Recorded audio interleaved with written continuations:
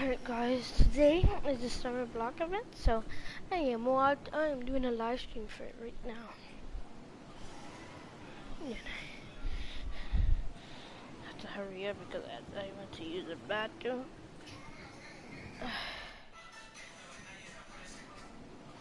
Sorry if you hear me.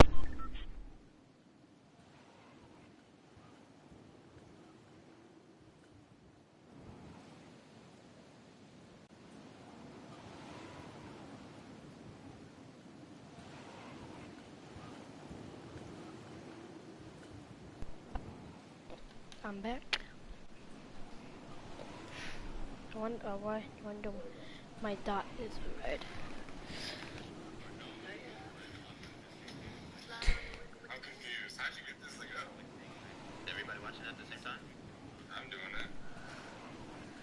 What's gonna happen with the block, boy? No one but to kill me, boy. Wait, you said what? What's that game going on? I'm watching like an intro. It's like an intro going on the mic.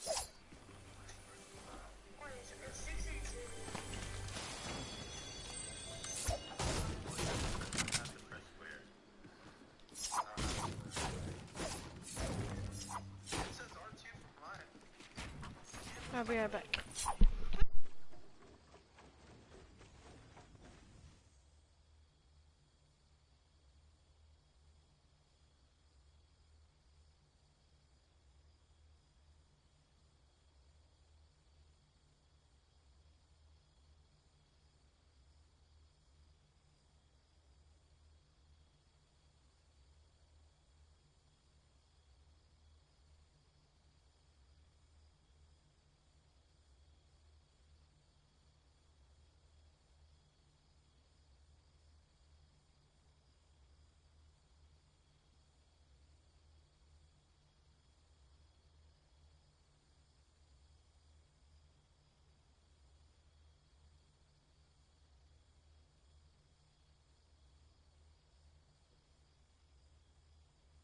I am back, guys. I don't know, there's something happening right now. Like I said, I want my friend to play, but his brother's playing and it's kind of annoying. I want him to play so bad, but he can't. Wait, let me get on YouTube to see if anything happening. Shit. Oh, it's because you clicked the video screen thing? Wait, what did you see him do to do this? Like, how does he do it? It's basically like you're watching TV. That's not hell. What? I am leaving the match real quick because I'm confused right now.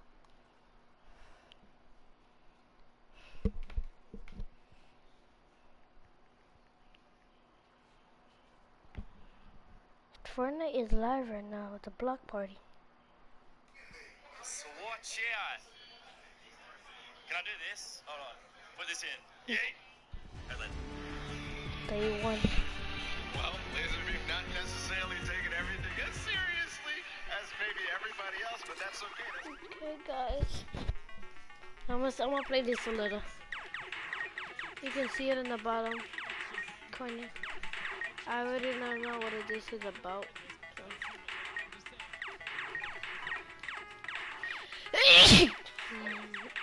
Thank you.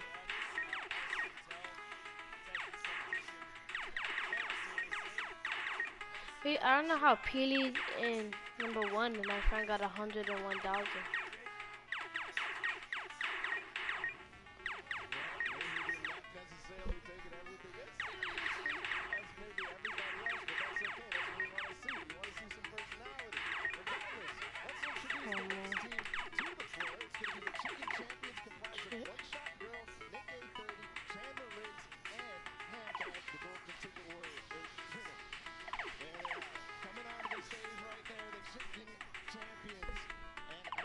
Die!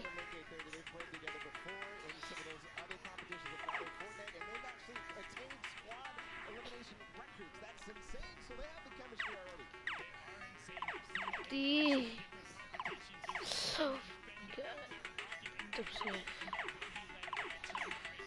This rap fun. Dip. Oh no no no.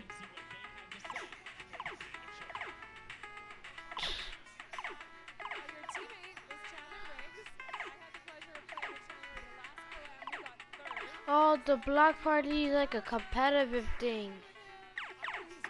Oh, I didn't know that. Sounds like a regular event. Like an in-game event. But it's like a competitive thing. Ooh, wee. Oh. What? I'm still alive, though. Oof, leave. Why am I gonna leave it?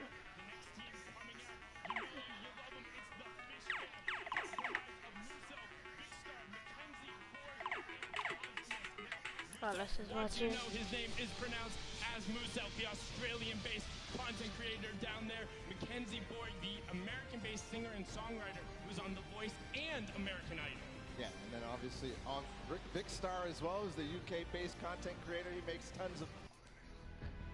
Crazy.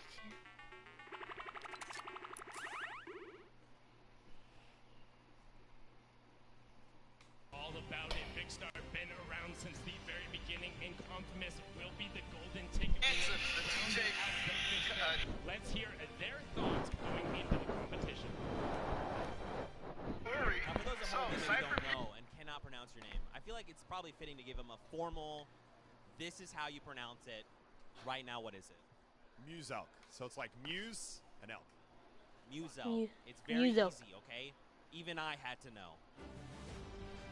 There you guys go. Muse elk. That's how you do it. Don't say anything else. But that's going to be them. And then we also have to welcome another team to the stage. It's the Little Whip Warriors. You know them. So let's see them. Here they come. It's comprised of Cypher PK, Lachlan, Phantoms, the DJ duo, and then obviously the golden ticket winner, Bro Corey. So Cypher PK is one of the guys that we know. He's actually almost qualified for the World Cup with his teammate Ranger, so that's going to be a strong one coming into this. I mean, this entire team is stacked from top to bottom. Lost Kings play all the time. Lachlan over there vlogging. And actually, the golden ticket winner, Bro Corey, is a competitive player as well. We've seen him on a ton of those qualifying casts. He's been up there popping off. Getting to see him at E3, he's like, I'm so excited I get to compete on this stage. Let's catch up with them and see what they had to say going into the showdown. Would you ever cosplay as Lil Whip? Absolutely. Yeah, for sure. I think I just have to get a. Pour the ice cream in there. That'd be a good cosplay. Whoa. Okay, we went there. Yes. Great. I don't really know what to say about a bathtub full of ice cream except yes, Cypher PK, I like where your head's at. The Little Whip Warriors, that's dedication indeed, but not to be outdone. Let's bring out our next team hailing all the way from Brazil. We have Raven's Revenge, compromise of Sharsha, Patriota, Rafael Dracon, When can I play? Zach Hardy. You can see there the Raven popping off, trying to get everyone hyped. Oh, so you left the house? Everyone on theme there with the black and the purple. I mean, Bala, they look excited to be here. They look excited, but they also look menacing. I mean, those signs that they're throwing out, I'm excited to see what they have to went out somewhere, so he's not gonna be playing with us until like after. So that's my favorite. He probably start playing by like 10. Like to see it. Yeah, big fan there, and actually Look at his big ass cameras. as well, with Sharshock's birthday being yesterday and Dracon's birthday being today, so make sure you wish them a happy birthday, and let's see what they had to say before taking the stage. Hi guys, I'm Patriota. I'm Rafael Dracon. And I'm Sharshock. And we came all the way from Brazil to represent Raven's Revenge. Yeah, these guys, they're gonna be protecting me. They feel like an Avenger. Yeah, let's protect our VIP. Yeah, that's it guys. We're gonna get some money for charity. Thank you. Oh, you win money there? For charity, that's what we're all doing it for, a good cause. But we still have a few more teams to welcome to the floor, and this one's one that people are going to be excited about. It's the Llama Record Company, and that's comprised of Loser Fruit, Courage JD, Jordan Fisher, and the golden ticket winner, Lester. So let's see if they'll grace us with their presence on the floor. Here they come. Oh, wow, and look at them come out right there. You got DJ Yonder repping as well. You can see Jordan throwing the I love yous to the crowd. Courage getting into it. The entire team, I mean, you know they love this walkout. Jordan was actually at the throwing as well as Jack Lasser. Jack, be careful, don't hurt your toe. We know what happened last time you did that there. Definitely don't want to stub your toe, but okay. You know, looking like a snack, so it's all good. Courage. Whoa, he said looking like a snack. But as well, Jordan Fisher, I mean, what can't she do? What can't you do? You can do anything.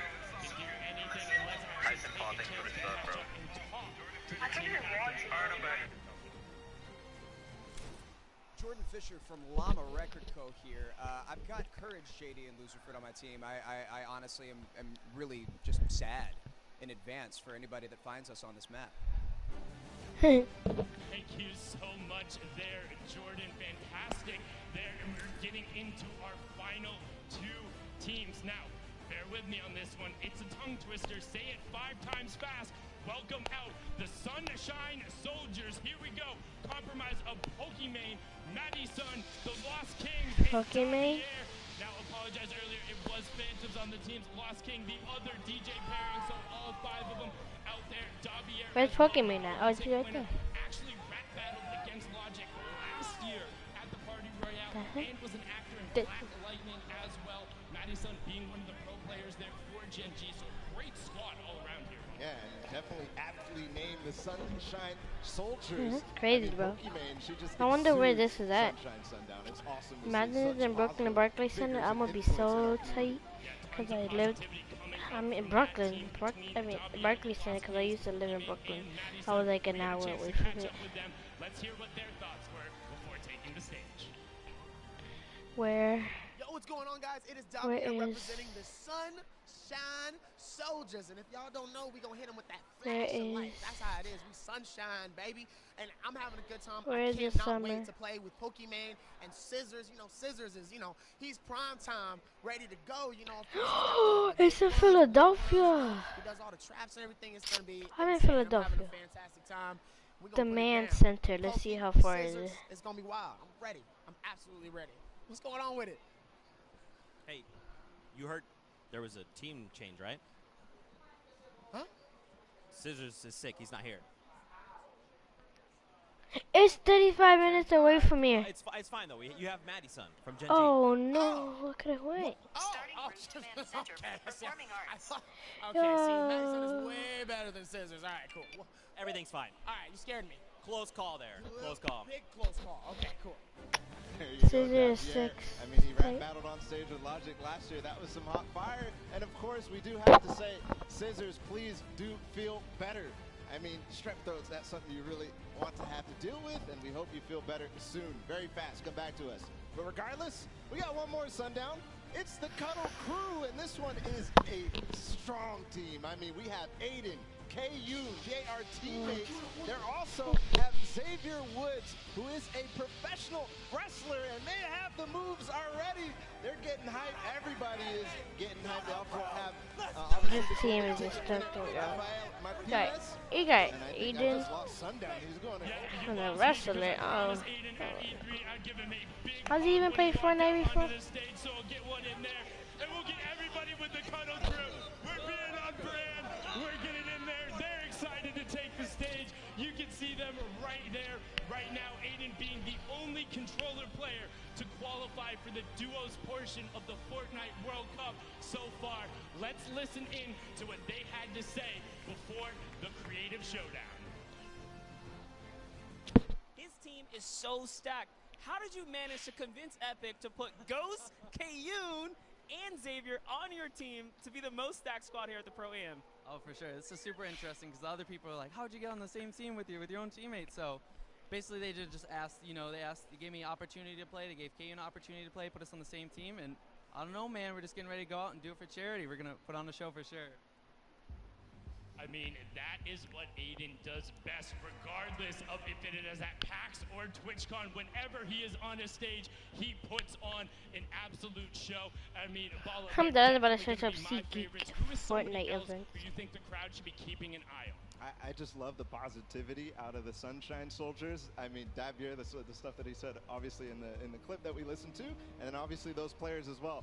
They're so positive, and I love to see it because you have to stay positive. This is a new game mode. We don't know how to play it. No, it's completely new. Nobody knows what's going on, and you can get involved as well. Use that hashtag Summer Block Party. Let us know which one of the teams you're rooting for. Is it Ravens Revenge out of Brazil? Is it Llama Wreck-It Cove with Courage JD and Jordan Fisher? You can share your thoughts, opinions there. Join the conversation and get involved because, you know, we love sharing those out there. We love hearing what you have to say. Paul and I will go back through. We'll be looking at it. We'll be interacting with you guys. Yeah, I love to see everybody who tweets that hashtag, says what they want to see, says what they're excited about, says what they're happy about and thankful for. I just love reading those. Yeah, we love talking to the players, which is what we're going to get a chance to do right now. So we're going to throw it all the way up top to Kitty Plays. Kitty, hey, can you hear me all the way up there? That's a bit far. Oh, I can hear you up here all right, Sundown. We are up here on the top deck of the stage right now. Players are just getting settled in for the event, and I've got the incredible chicken champions up here with me. We've got One Shot Girl, Nick A. Thirdly, Chandler Riggs, and our golden ticket winner. I am so excited to see you guys play. Nick, how have you been preparing for today? So I've just been playing Fortnite every single day. It's a grind constantly. The streams have been going every day. So I think I got the experience and I'm ready to rock. We got an amazing team. Communication's on point. Ready to roll?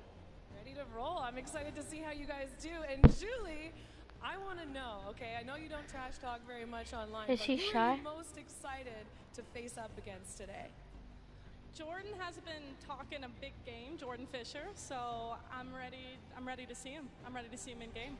Well, I hope to see your name in the action feed, eliminating him. That'll be interesting. And who is your favorite team here right now? The Chicken Champions. I mean, I gotta say, I gotta root for them, so. Well, you guys already have champion in your name, so not much to live up to. Now, Chandler, you and I played last year in the Pro-Am. What have you done in the last year to prepare for today? Fortnite, just nonstop, just every day, every night, just Fortnite. No, I am much more prepared this year, and I am very excited to take you guys on. It's gonna be great. Yeah, it'll be great. Maybe first this time. Yeah, you got this. Oh. All right. You won the golden ticket. How does it feel to be up here on the stage right now? It feels unreal and amazing to be able to play with all the huge content creators, celebrities, so it's amazing. I'm shook. Now, I saw you taking some selfies over there. Who are you sending them to? What was that? I saw you taking some selfies at your computer. Who are you going to send them to? To all my friends back home in Boston, they're all going to see this. I tell them to all tune in, so get ready. Shout outs to Boston. Yeah, that's awesome. Now that you guys have seen the stage, what do you think of it? It's absolutely amazing. The crowd is insane. The hype, I feel it. And the lighting is incredible. Everything about it. You guys rock out there. We love you. Yes, that's so great. And also, Julie, I talked to you earlier.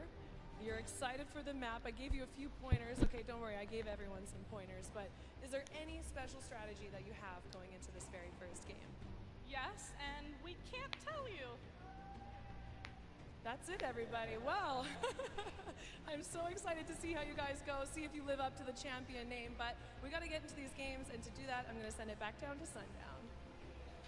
Thank you so much, Kitty and the Chicken Champions. They seem very well prepared. I know Chandler has definitely been putting in the hours. You can hear it up there. All of them sound incredibly come excited. on. And they have a bunch of experience. I already don't know who's gonna win. Yeah, but oh no, I think Aiden. Isn't really gonna take you that far because we're playing a completely different mode. But you know what the community does and the players do with new stuff. They do things that we couldn't even imagine. Sundown. Like that's how we have competitive Fortnite right now. We're gonna come in. There's a new thing. What new thing?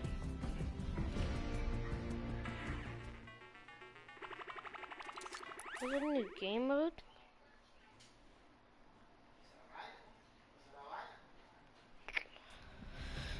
Block party.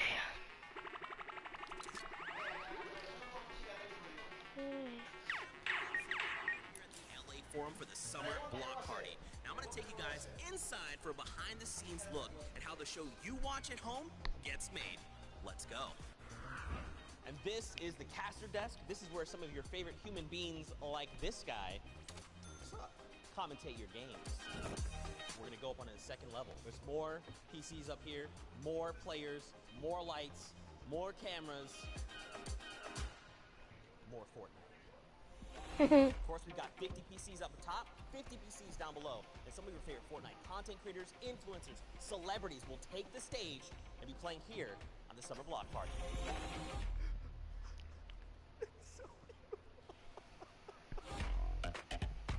Behind me, you can see all the madness that we deal with and we're constantly looking at. And we're kind of piecing together all of these different perspectives you're seeing into the show that you guys are watching at home.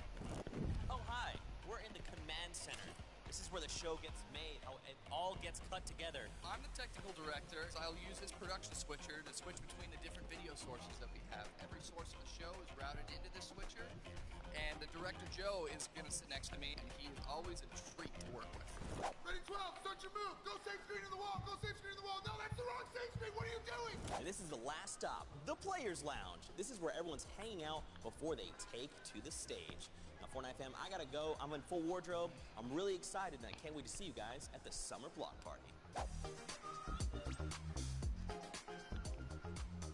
Yeah, this is so cool. Thank you so much there, Captain Shenanigans, a.k.a. Zeke, a.k.a. DJ Zeke, a.k.a. whatever else you are going by, depending on the day, gives you a nice little sneak peek into the stage. And I have to say, it really is quite impressive how everything goes into this to go together. You guys will see it in a little bit, what we all mean, but I mean, just behind the scenes, we get to kind of see the control panel.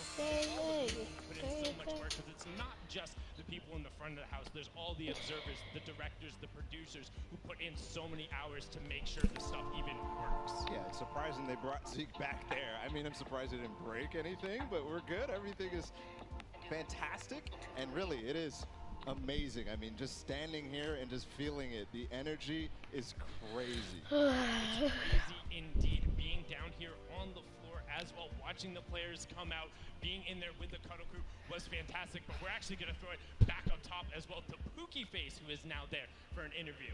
Pookie, who do you got? Thank you so much, Sundown. I am up here on the stage with Laser Beam. Speaking of Cuddle Crew, he's looking very cuddly. Hello. Can I get a yeet or something? Let's do it, kids. Yes! Oh, I'm not on anymore. I'm not on the camera. Okay, for those of you in the crowd that didn't see it, he has a yeet tattoo on his bicep. Hold on, can I come up? He's going up there. Okay. Definitely one of the stupidest things I've ever done. You know, definitely one of the stupidest things I've ever done. I mean, I don't think so. I think you're great. So, being here today on the stage in front of this many people, you know, I know you're excited to get into the games. Do you have a strategy going into them at all? No. I have no idea what I'm going to do. Okay, well, that's, you know what, great to hide it from your opponents, right? That's the main strategy. My plan is to lose, but try and lose in style somehow. Well, you've already got the style locked down, so I think, you know, that's point number one for Laser Beam here. So you're playing tomorrow as well. Do you want to talk a little bit about the charity that you're going to be playing for? I think it might have been a bit scuffed when I submitted it, but I'm planning to donate to Ronald McDonald House, which is a charity that kind of like houses the families of sick kids while they're going through like treatment and surgery and stuff like that. So, yeah. It's an excellent cause. I like it. Now, you have a lot of content creation that you do. How has that kind of like prepared you? Do you play Fortnite every day? Yes. Yes, every single day. I love the game, but it causes me great pain because a lot of sweaty people that crank 90s like to kill me. 90s. Yeah, for sure. Now, you said that you're from Australia. There's a lot of, you know, venomous creatures that can eliminate you there. You know, you're always kind of living day to day, looking over your shoulder. Do you think that's prepared you for this? I mean, I live in like a nice suburb in like an air-conditioned house. I mean, I'm not really scared of none of the animals, you know. It hasn't prepared me at all, no. I like it. Well, you know what? If you get too nervous, if you get too anxious, you know, just put the hoodie hood down and just kind of play it out. sure. Well, is there anything else you want to say? Any hellos you want to tell anyone? I think I should just stop talking because last time I did one of these, I got in trouble for swearing. So like, I should probably just stop talking. I got to be careful. Well, on that. Code Laser. I heard one person say it. I love it. Thank you so much, Laser. Congratulations for making it this far. Best of luck to you today. Back to you guys down there. Thank you so much, Pookie and Laser. Incredibly well done from both of you. Thank you for avoiding cursing there. And well done. Sometimes you get a yeet or get yeeted there. Bala has the code on the arm as well. That is dedication to the cause and to making sure you plug it right there.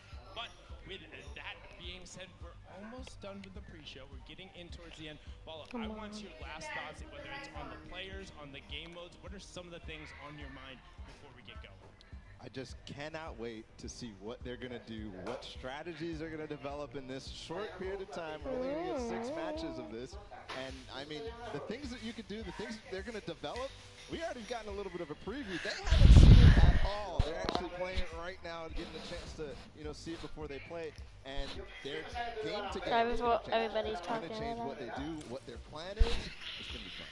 It's going to be incredibly interesting. This is the first time we'll ever see creative on a stage like this. Some of the biggest Fortnite personalities and celebrities all in one place. And again, also don't forget, we're going to do it all again tomorrow. This is just a day 1 of the summer people block are party. talking Tomorrow too we'll much. be back with the Pro-Am and also what's going on inside. Let's go. We got one person in the stream. Just like Fortnite, it's not just what is going on in the game. We also have the festival and all the carnival stuff outside, so make sure you go check that out as well and get the full experience. I don't know what I'm getting here for one person in the stream, bro.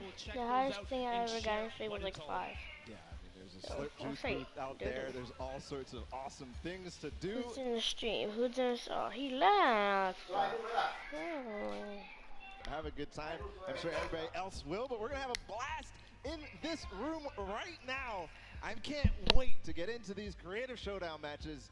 Again, it's just going to be so much fun, Sundown. It's going to be so much fun, and we're actually going to have a quick little sneak peek right now into Ghost Aiden while he's setting up and playing on the match. So there he is. You can kind of get an idea of what might be going on with the Cuddle team. So they started already? A quick little look in. You can see the scoreboard in the top right. So to kind of familiarize yourself right now, in the top right will be the score. In the top middle. Wait, let's see something.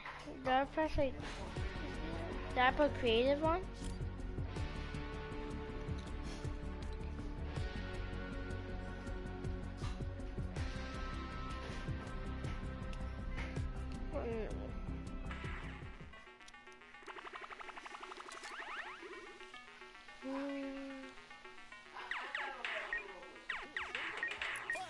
But these guys are going to make it complicated.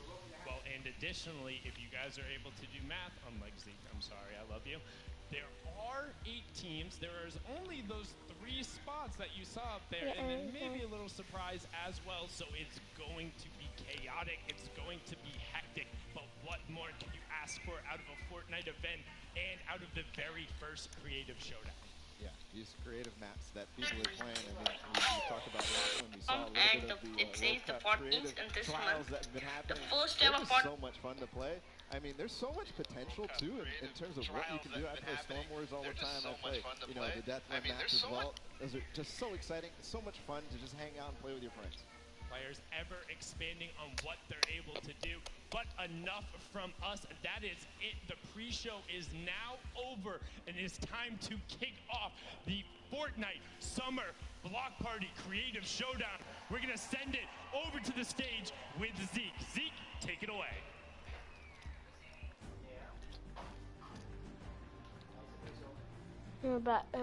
Summer. What's up, Fortnite fam? Welcome to the Summer Block Party! I'm Zeke, and we're hanging out at the historic LA Forum with some very special guests to bring you a Fortnite experience like you've never seen before. Now, we've had 9 incredible weeks of open qualifier competition, so we figured we'd take a break, have some fun before the final duo qualifier later on this week. We've got 2 action-packed days heading your way. Today, the Creative Showdown. Tomorrow, the Pro-Am returns. Everyone will, of course, be playing for charity money. And I mean, look at these crazy trophies. Are you guys ready? No. Fortnite fam, I said, are you ready? Then let's start the show! Come on.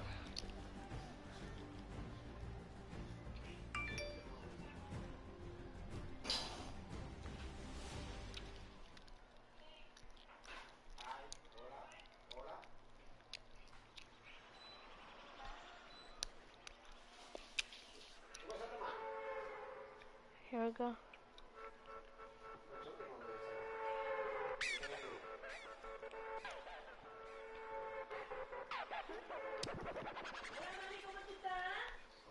Sorry for the noise, guys.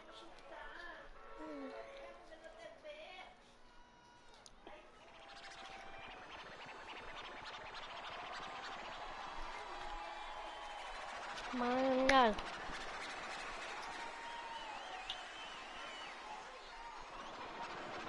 What are they doing?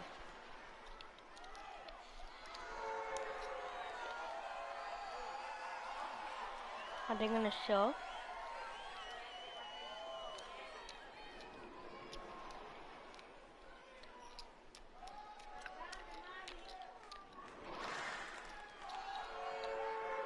Is it gonna show?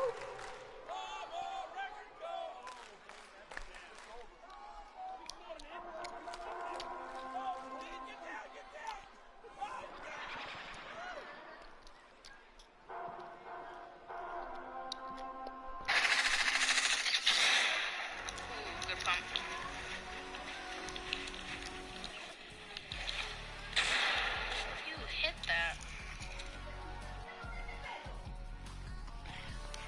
Come on.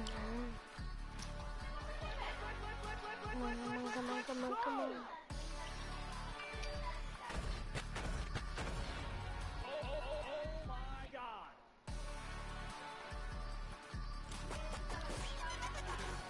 It all comes down to this.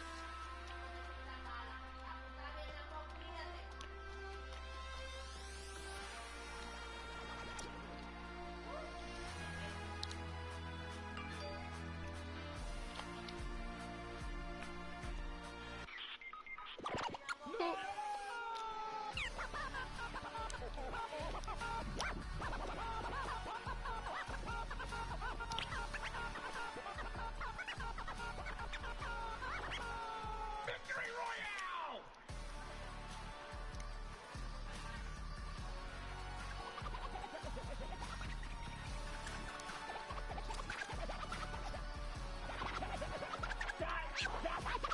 That just happened.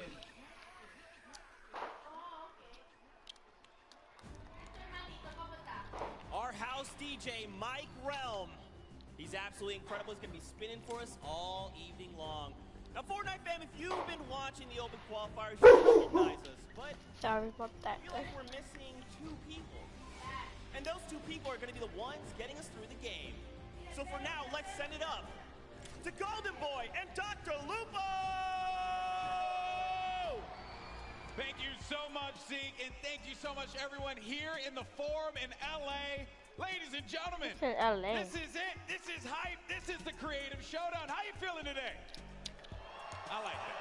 Maybe you should try it. I think you have a better rapport with them than I do. You may be a global treasure and a national icon, treasure, global icon. You can never remember. But my name is Dr. Lupo, and if you're here at the LA Forum in beautiful Los Angeles, California, I need you to make some noise right now. That's a little better. You're way more over than I am. I've done it 1 or 2 times. You've done it 1 or 2 times. And, you know, I will say, though, it's a joy to be back here with you once again. Last year, we had the opportunity to commentate the Fortnite Pro-Am together. And now, a year later, so much has happened in the world of Fortnite. And we are here at the historic forum in LA, about to call probably one of the craziest things you're ever going to see. It's a world premiere game mode and map something that we have not done before in a Fortnite competition, Lupo. And I have to say, I said it, you know, previous days when we got a chance to look at it. It's one of the most fun things I've ever had the pleasure of commentating in my career. It is actually pretty crazy. I'm We've done back. some rehearsals, so everybody that's out there, keep in mind. I think the it Cuddle might not Crew's be, gonna win. Brand new Straight to up, us, but Cuddle everybody Crew. that's on the stage, minus that little warm-up game, they have no idea what's coming down the pipe. It is going to be insane. That's right. There's a lot of creativity. That's Can been put into anybody this join the creative league? map. Lo and behold, there we go. The correlation of did it. words. Pretty good at that. But I do, honestly, if you could, please, I need to know more about the game mode. That's right. So let's just jump right into it. We've been talking about it. We've really hinted at it, but now it's time to show you the Sky Station Showdown. Take a look. Welcome to the Creative Showdown. This brand new map is a collaboration between Team Evolve and Epic, made specifically for this event. Now let's break down how it all works. For this very special event, we are bringing you an exciting King of the Hill style game built in creative by Team Evolve. 8 teams of 4 players will start at their home base on the edge of this massive flying city. Together they will push 3 capture circles, racking up points by holding them down for their team. As each team heads toward the capture points, they'll need to protect their team's VIP, who plays a key role in this game mode. If they get eliminated, they'll respawn at the team's home base. The VIP is the only player who can earn points for your team while in the capture circle, earning 3 points per second. They are also the only ones who can wield the Infinity Blade, which deals massive melee damage and enables the wielder to jump incredible distances. It's the rest of the team's job to make sure the VIP gets to the capture circle and stays there as long as possible without being eliminated.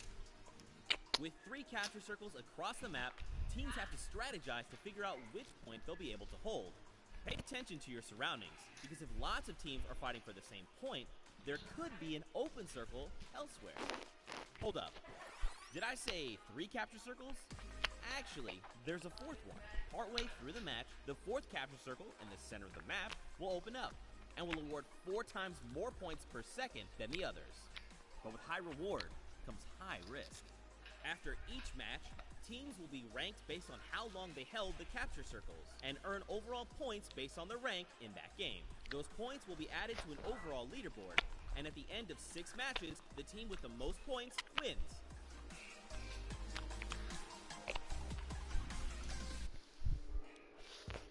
I back down. I told you it was crazy. I wasn't joking. You see on your screen here, just a quick update of the format.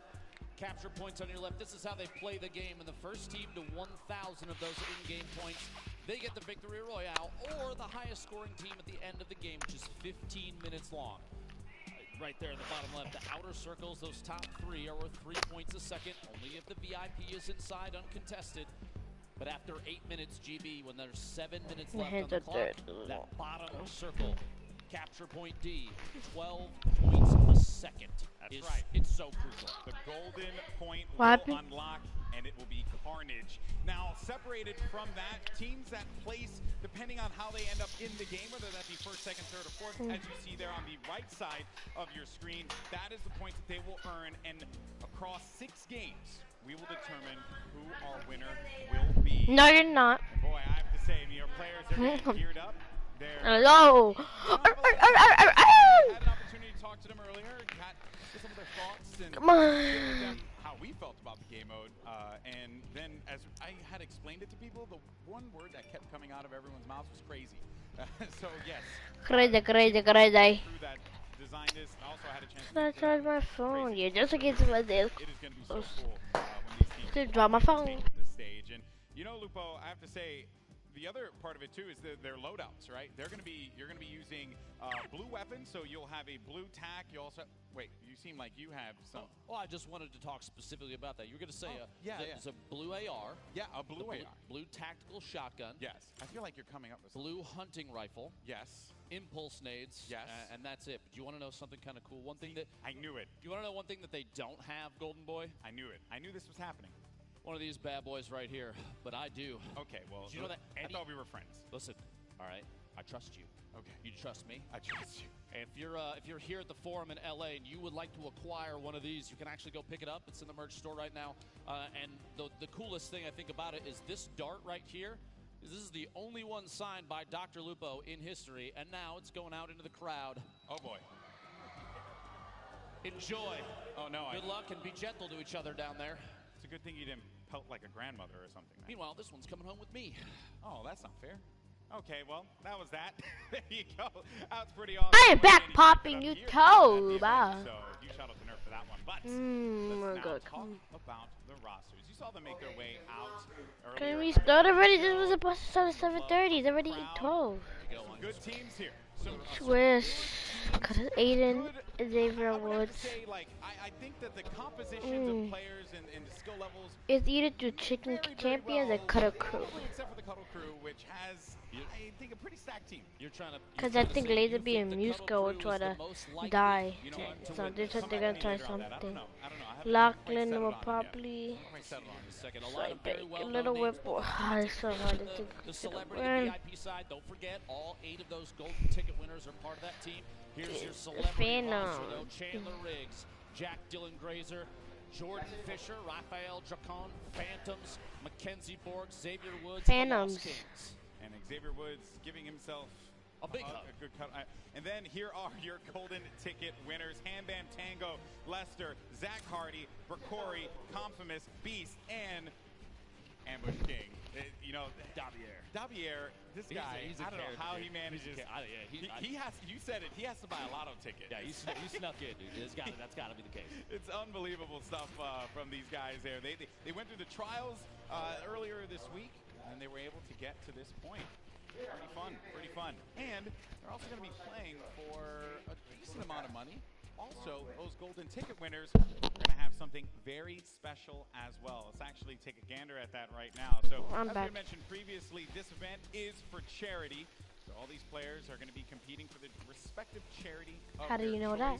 $1 million. $1 million charity prize pool being given away in charity prizing. That is incredible stuff there. So huge shout out to Epic for providing that. Oh my God. $350,000 will go to first place. And that will be divvied up amongst our 3 celebrities that will be playing on the stage.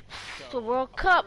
Each for basically New York getting City. that first place prize. Keep in mind, no matter where they place, every single team, all 8 teams take home a little bit of charity money for every single one. So the benefit here to help a lot of good organizations is huge. You love to see it. But there is the right side of the screen right there is very important. The #1 team, their golden ticket winner.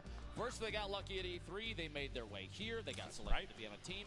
Imagine if you win 2 tickets, flights, hotel, all the way out to New York City for the World Cup Finals, July 26th to the 28th. It's going to be an incredible event. Maybe it could be Ambush King. You're going to see on the map. It could be Hambam. Who knows? We'll have to find out in just a little bit. But we got a lot of people here in the crowd, about to enjoy themselves. Some Fortnite action. It's been quite the show so far, and I know everyone wants to jump into some gameplay. And don't worry, we're going to be doing that relatively soon. But you know, also there's been some fun things. I think if there's one thing Fortnite is, it's always fun, and there's always something crazy going on in the world of Fortnite. And Lupo, I understand that you had the opportunity to play something that I never thought would make its way to Fortnite. What was it? So at E3 this year, if you made it out to Los Angeles and made your way to the convention, you got tickets, you were lucky enough to make your way to the Fortnite booth, you had the opportunity to play a game mode called Prop Hunt. Something we've seen in the past, and a number of creative teams put something together. I had the chance to stream it. I may have recorded a couple Twitter videos as well and put those out there. So Prop Hunt is a classic community mod being reimagined within Fortnite by the talented Stray Kite dev team. It's basically a face-off of hide and seek. You have 2 teams of 8. And they take turns playing the hunters and the props, and you scan items on the map and literally become them as a prop. And if you can last your way all the way to the end as a prop and collect the coins and sneak your way around, you'll get the victory royale. Meanwhile, the hunters have a plethora of weapons and boogie bombs to try and seek out the props that may be hiding. Come on, start it. I'm super excited for it to come very soon. We might see it before you know it. All the way to Fortnite on pretty much every device that I own, which is still insane. Yeah, it's also probably on my toaster. Yeah, I think you can play it on your fridge too. Yeah, it's like because I play like a toaster on my toaster. But it's great. It's great for me, right? It's great for me. Well, all right, enough of the jibber jabber, ladies and gentlemen in the forum. Are you ready for some gameplay? That, okay, GB, I respect it, but that's not loud enough. We did this last time, and now we got to do it. Now you got to do it. Look, even Laserbeam is standing up, cheering the crowd on. If you're here at the Forum in Los Angeles, California, make some noise. Woo! Oh, this is Cali. That's what I feel like. I'm a global icon. That's not fair. That's not fair. But anyway, in case, folks, it's about to go down. Sky Station Showdown. We broke down the map, and don't worry, as we are in the game, we're going to continue to educate and help you all through it. Because here 1, we go. The first match of the Summer Block Party. Sky Station Showdown is now live, and look at this map. And such a brilliant job by Team Evolve putting this one together. There you can see our VIPs. They have their game faces on. I've never seen more serious faces in my entire life. And you do keep in mind on your screen right now, the gentleman down on the floor, Sundown and Bala, took an opportunity to kind of explain it, but let's go over this real quick. The top middle of your screen, and here's all 3 of the initial control points. There's a 15-minute timer. That's how long all 6 of these matches will be. Remember, after 8 minutes have gone, let's go. Remaining. That 4th control point in the bottom middle does open gotta up. watch it close up. Points per second. Alright, so on first place. Top right corner, you do have the He's entire list of 39. standing for this current game, and up there at the top, you got a little back and Come forth on, where's the cut? Oh, Cuddle team is first. Your favorite choice, the Cuddle crew. That's right. I am Fish fam. For just a second, bouncing back and forth, the Sunshine. Big fan of the Cuddle crew. Oh no, come on, it's a fight. We're strong. What's that team? Chicken Champions, Little Whip, the Funky Fighters. The Cuddle team is second right now. Not able to gain any points. Finally, it's going to be a Little Whip making their way onto the scoreboard there. No. Not out of hand just yet. No one's really been able to establish themselves in a very firm lead. Come on, Cuddle team. Come on, don't choke now. The other golden ticket winner is actually going for the fight. I believe that's actually going to be, I want to say, yeah, that's Ambush King, Davier, who's going to be in the action, but then Courage JD able to take one down, and he's taking another. That is going to clear out this objective and allow them to hold it down. And remember, you do have builds. You get Siphon from health and builds. You get a little bit of that to be able to protect your VIP. Courage going absolutely massive there. For just a moment, I think he defended the blue control point like it was an all-you-can-eat chicken parmesan buffet, but does go down eventually. I think he picked up 9 eliminations. Meanwhile, the Sunshine Soldiers, your VIP on the screen, Lost Kings. See a little note there. Robert Abisi and Nick Sunshine Soldiers are in third right now. They felt lost when they first moved to LA. Kind of poetic that they find themselves back here at the Forum right now. That's right. It's actually me. Oh, yo. What happened, Isaiah? Sorry for what? Here and be able to call some Fortnite. Now, here's the thing. Yo, this is the block party right here. It's on me. We can't. It's not like an event. It's like. It's like. I don't know how to explain it for you, but. I was at the park. I doing what? This is going to be Phantoms, the other duo that we have playing in this competition. This play actually just moved. I'm gonna make. What were you doing at the park? I'm already in the party. Come join it. For PK defending his team's honor. You see Lachlan and the Phantoms on your screen as the well. Event. Meanwhile, their golden ticket winner sitting on 3 This is the event that I'm watching right now. No impulse grenade. Keep in mind, Fighting. a couple notes about this game mode if you're Invite. watching. Invite you, bro. Where's your name at? I invited you. No. Elimination, they're picking up 50 No, what? shield and 25 wood, so kind of 2.5 builds per elim goes straight into the inventory. Don't I already So there's invite not a you? ton You're of not gonna building play? opportunities. You need to be very particular about where you put what. You see here. There's a lot of builds being laid out now, Lupo. And this is something I don't think we've seen before when we've reviewed this game. Yeah, Cuddle Crew, no shocker there.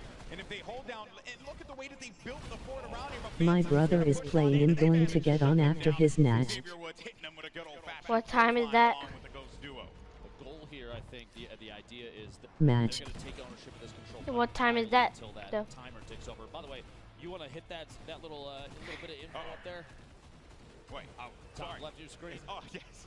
I don't know.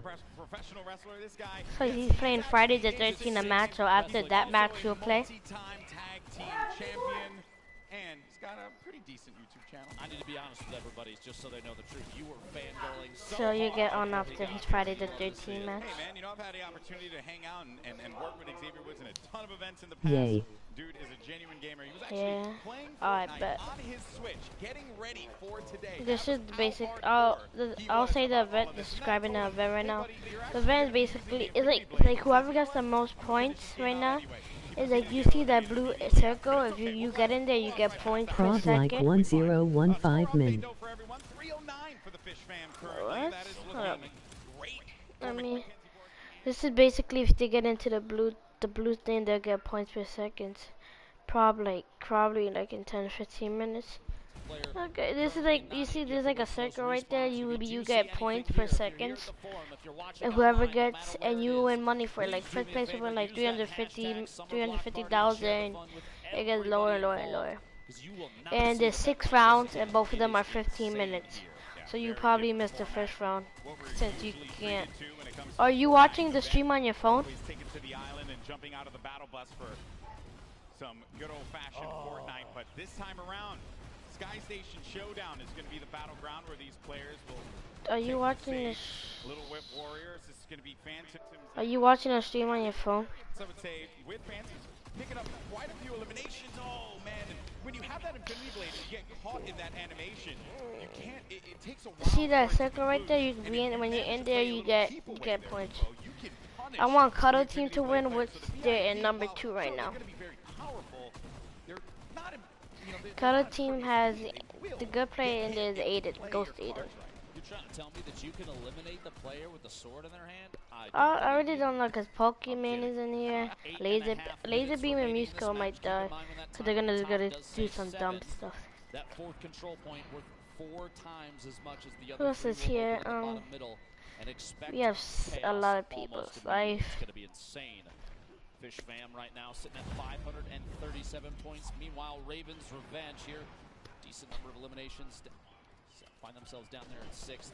2 teams though. Funky Fighters. While they're in there, they get bad points. Don't have any. So here's what we're gonna do. You ready? Chicken champions, and they don't have every single attendee to make some noise because they need you. They need you out there. Please, if you could, cheer them on. They really do, and I'm pretty shocked that the Chicken Funky Fighters have 0. The way they are. They were talking a big game in the pre-show earlier on, Lupo. Feeling very confident about Come how on, they're going to play. look Right at now, it's not been Laser looking Beam very right there. good for the team with champions in their name. Now, as far as the Funky Fighters goes, Look at his dancing. Are you dancing? he said he was going to do to begin with. So. That's a second. It looked like he was looking up to the right. Maybe he's looking for a mom. Try hard. Damn, he got 16 kills. 543 points. We had kind of a stall for the Fish Fam score to climb. Damn. Starting back up. Meanwhile, the Cuddle crew in Fortnite, his duo Aiden in there as well. Both players from Ghost. Meanwhile, Xavier Woods. We got Aiden and another person. A lot of eliminations. They're not getting any points, but maybe now is going to be the opportunity for them to do so because the golden point D is opened up. Players are now going to earn 12 points in this particular circle. If they do manage to get in there, they can really get control of this game. It's actually blowing my mind that we've gone 15 seconds. There we go. The golden ticket winner from the Funky Fighters. Sorry, the Llama Record Company making their way into the middle. Who's getting the points? I know, that is totally throwing me off. Dear Fortnite, why now? Why now when we're casting? Come on, Cuddle Team. Guys, still climbing. You see the bottom right corner of your screen, by the way. Every 1 second of VIP is in one of those top 3 circles. That's 3 points per second. If they're holding the bottom middle, it's got to be uncontested. Xavier Woods saw a chance and goes in. Jordan Fisher, the Llama Record Company, they're in 2nd place. Look at him crouching behind the walls. The little tiny builds he can't build himself, but his teammates can, and that's the plan here, is to try and take ownership of the bottom, not stay exposed. They got a lot of value out of that, though, Lupo. They're going to go up to 2nd place. They will be at 660 points. Now, Xavier Woods is going to get back in there, and look how fast those points are going to start to climb. Might be able to pass the Sunshine Soldiers if it all works out with him. Jack Dylan Grazer goes on in there. Is going to get neutralized right away. and there's so many players circling around it, just focus firing down low and not allowing anyone to get any kind of footing in there. Even if you put down a build, the wood builds are going to be so weak. You have to double layer them, but you don't have the builds to do it. Then you have the I didn't even put continuing that to on. earn points. One of the most important strategies I think we're going to see. This is develop crazy, over time man. This is crazy. Start coordinating their attacks simultaneously, because if you trickle in, if you send one or two at a time, you run into a full team of 4, things are going to go south. Chandler Riggs flying through the air, looking for a long Color team is 4th right now. Trying to make some moves there. Fuzel boxing. Miska actually trying to get this point. Interesting enough, he's safe inside, and that's the Fish fam holding it down. Well, this is a charity, so I don't think they're gonna do it. They're gonna mess around like that. Are going to send you out of there. You're protected completely. It's something that Get the middle right here. phenomenal to be able to utilize. Other people should be. The color team should be on the other ones on top. Anything if a build's going to be up at that moment. Exactly. You have to remember too, the VIP with the sword, they can't build. He's lagging a little. Way out of that little terrain right there, but as the VIP, you have the sword in hand, you can swing for the rafters over and over again, but you can't protect yourself. So your teammates, they've got to come to your rescue, kind of box up and keep you safe. You see here, Xavier trying to throw everybody off up top, 5 protection himself. He needs protection, and his teammates are not going to be around him, and he's going to get picked off. Kayun, by the way, with 25 eliminations currently, but they're not on the scoreboard where they need to be. Down low, though, Jordan Fisher, Courage, Loserfruit. They're going to be tough in the corner. They're going to win the game. This is it, and they pick it up.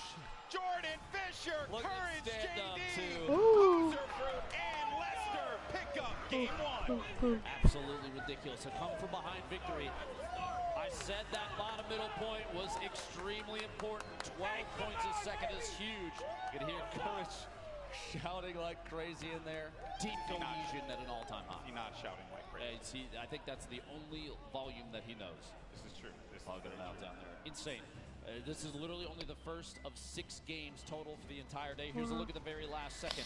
We literally said boxing up your teammates. You see, Courage is inside the box, he's ready to turbo build and protect Loser for landing right next door, just in case they need to rotate into the second box. And Jordan just playing defensive, kind of waiting back and forth, doesn't want to get sniped from above, no shots from behind. And what a victory.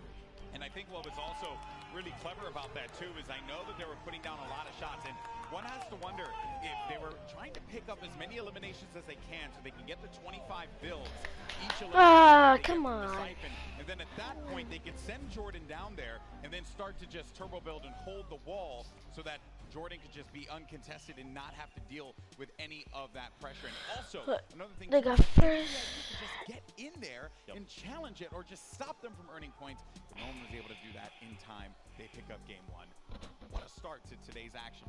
Pretty cool. Big moves there. You have to remember, though, there's still 5 more games. That's going to be 5 points for placement for that team. And the trickle down, 5, 4, 3, 2, 1. So it's still anybody's game. That's the first one down. That's right. Plus, now we're going to see teams start to develop new strategies. This is a totally new game mode. None of them have seen it before this. So everything is kind of off the top of their head. I saw Lachlan actually turn to his team and start to like strategize. Like you know, there's a lot of people out here, and I know there's like this common misconception that some of the Fortnite personalities and stuff, especially the ones that just create content on YouTube or Twitch or wherever, maybe they're not as competitive. But here's the thing: once you get on that stage, once you get in the action, wanna play DOS. That's how it works. Because no one wants to go out there looking like some bust. I want to play DOS. Who is this? Oh, duos. I don't want to keep watching this. That's my life. Yes. Duos. Look at him. He's so stressed. In any case, we're gonna go down to the floor. I wanna. What you getting on right now, Duh? Getting on right now, Duh? Thank you so much, guys. After. I am here with our first game winners. Guys, congratulations! Nah. Must feel amazing to take game 1 out of the hands of your competitors. Courage, I gotta ask, how does it feel to be up here right now?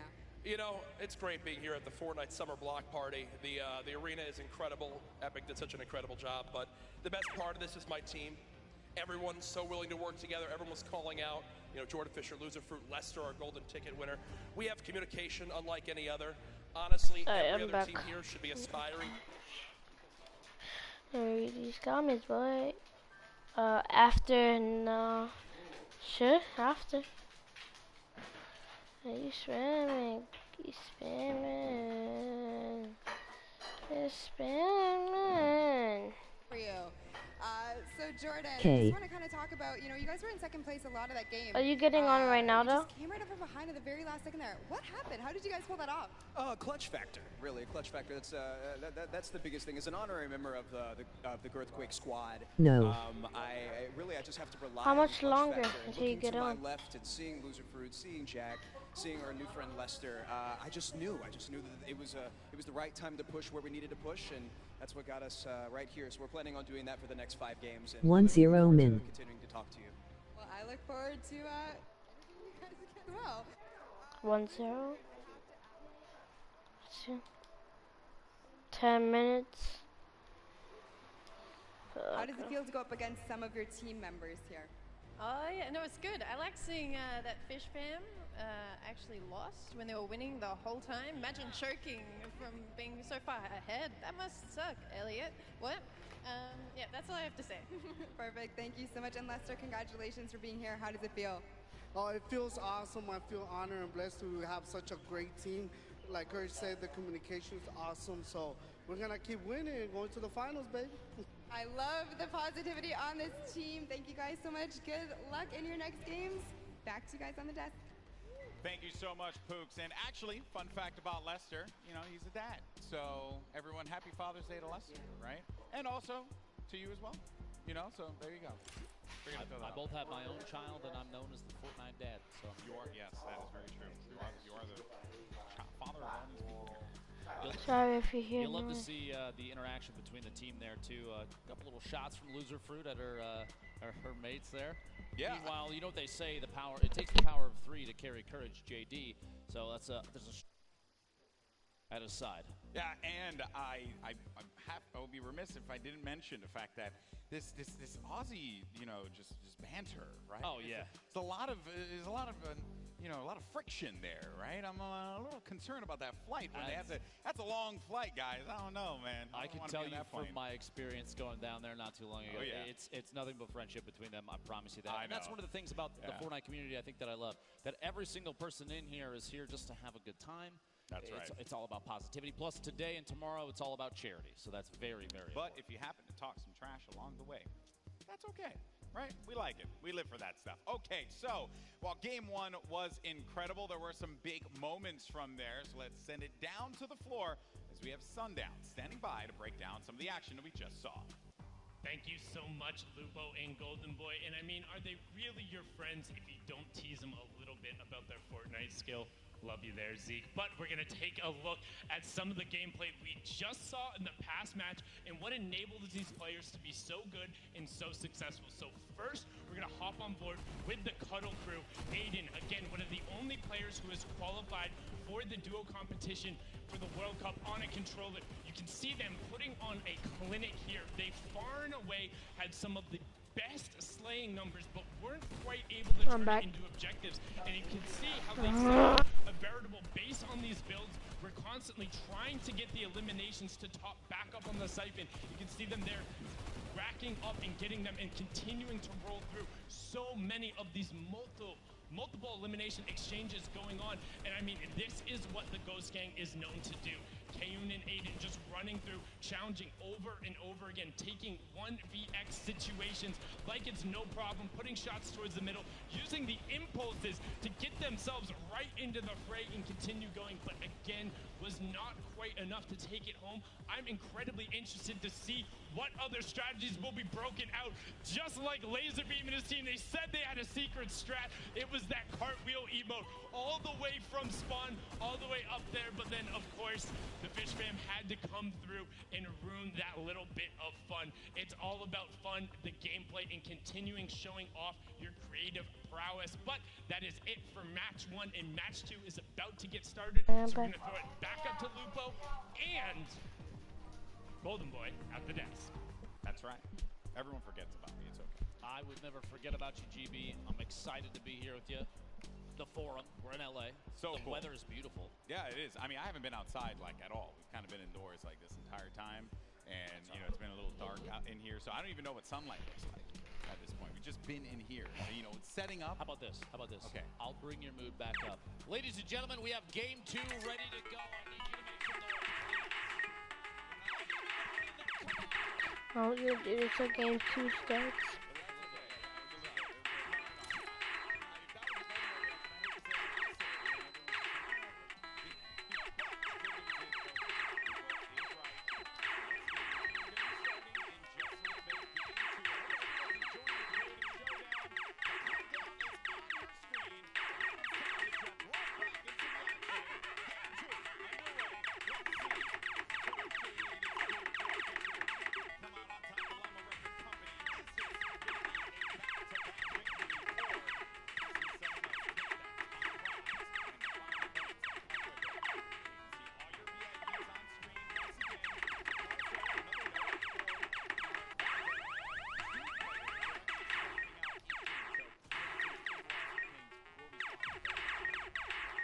Oh, they already started. Soldiers holding it out up top.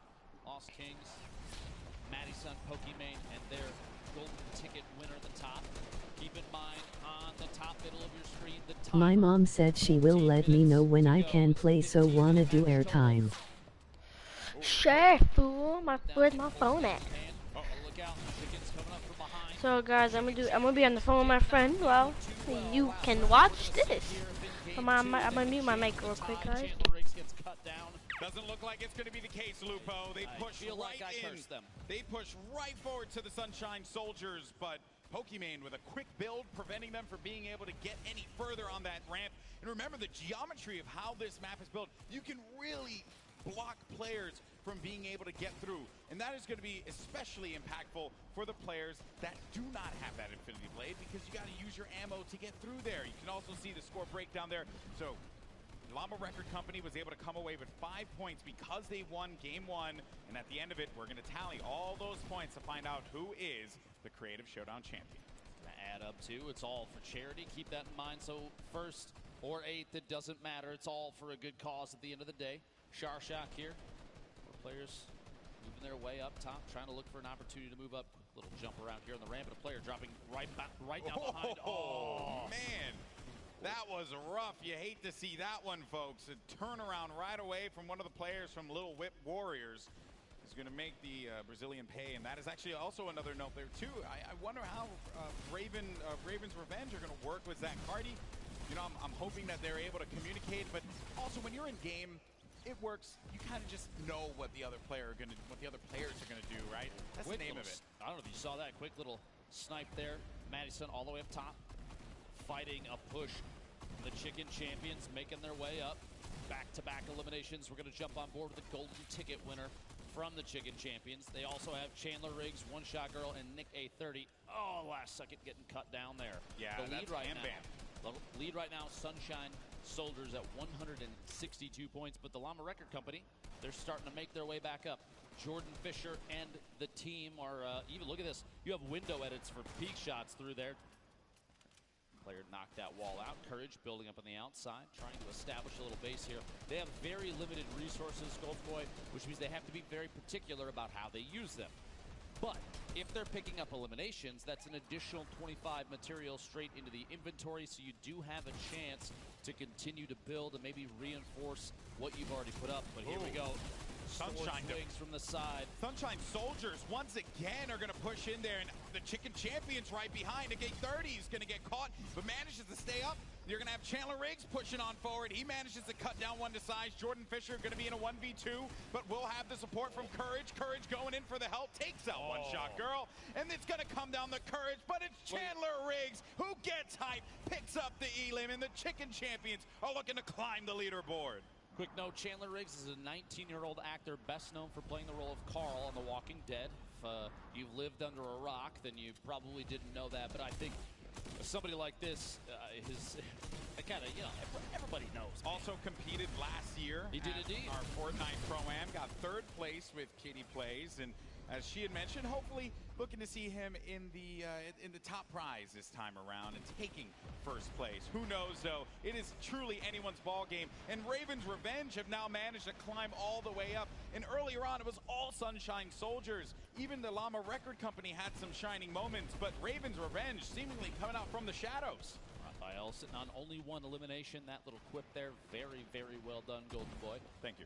We've been doing this for like 30 years. You have to keep in mind, Raphael, he doesn't need to push for eliminations, although right now would probably be a good time, and he actually does get a solid lunge, almost that Elam, can't quite pick it up. But eliminations in this game mode, they don't actually get you any points. It's all about having your VIP in the control point at the top of these three towers. And Team Evolve, when they built this, they knew that that was kind of the goal, to focus on team cohesion and support. It's not about who can get the most eliminations. They do help. Don't get me wrong. You get a quick siphon, pick up the 50 HP and shield.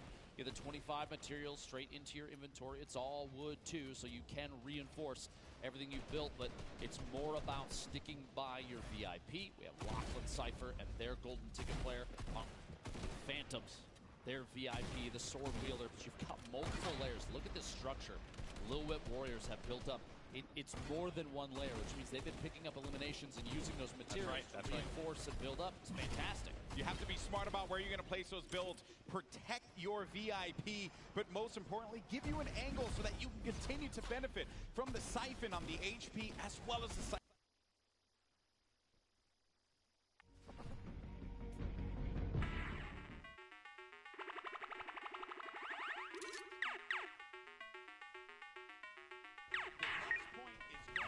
Open up the golden circle. Point D will open up. But for now, though, I actually believe we have Kitty down on the stage here. She has a member of Phantoms. I'm wondering how are they going to sort out that whole two of them being here thing.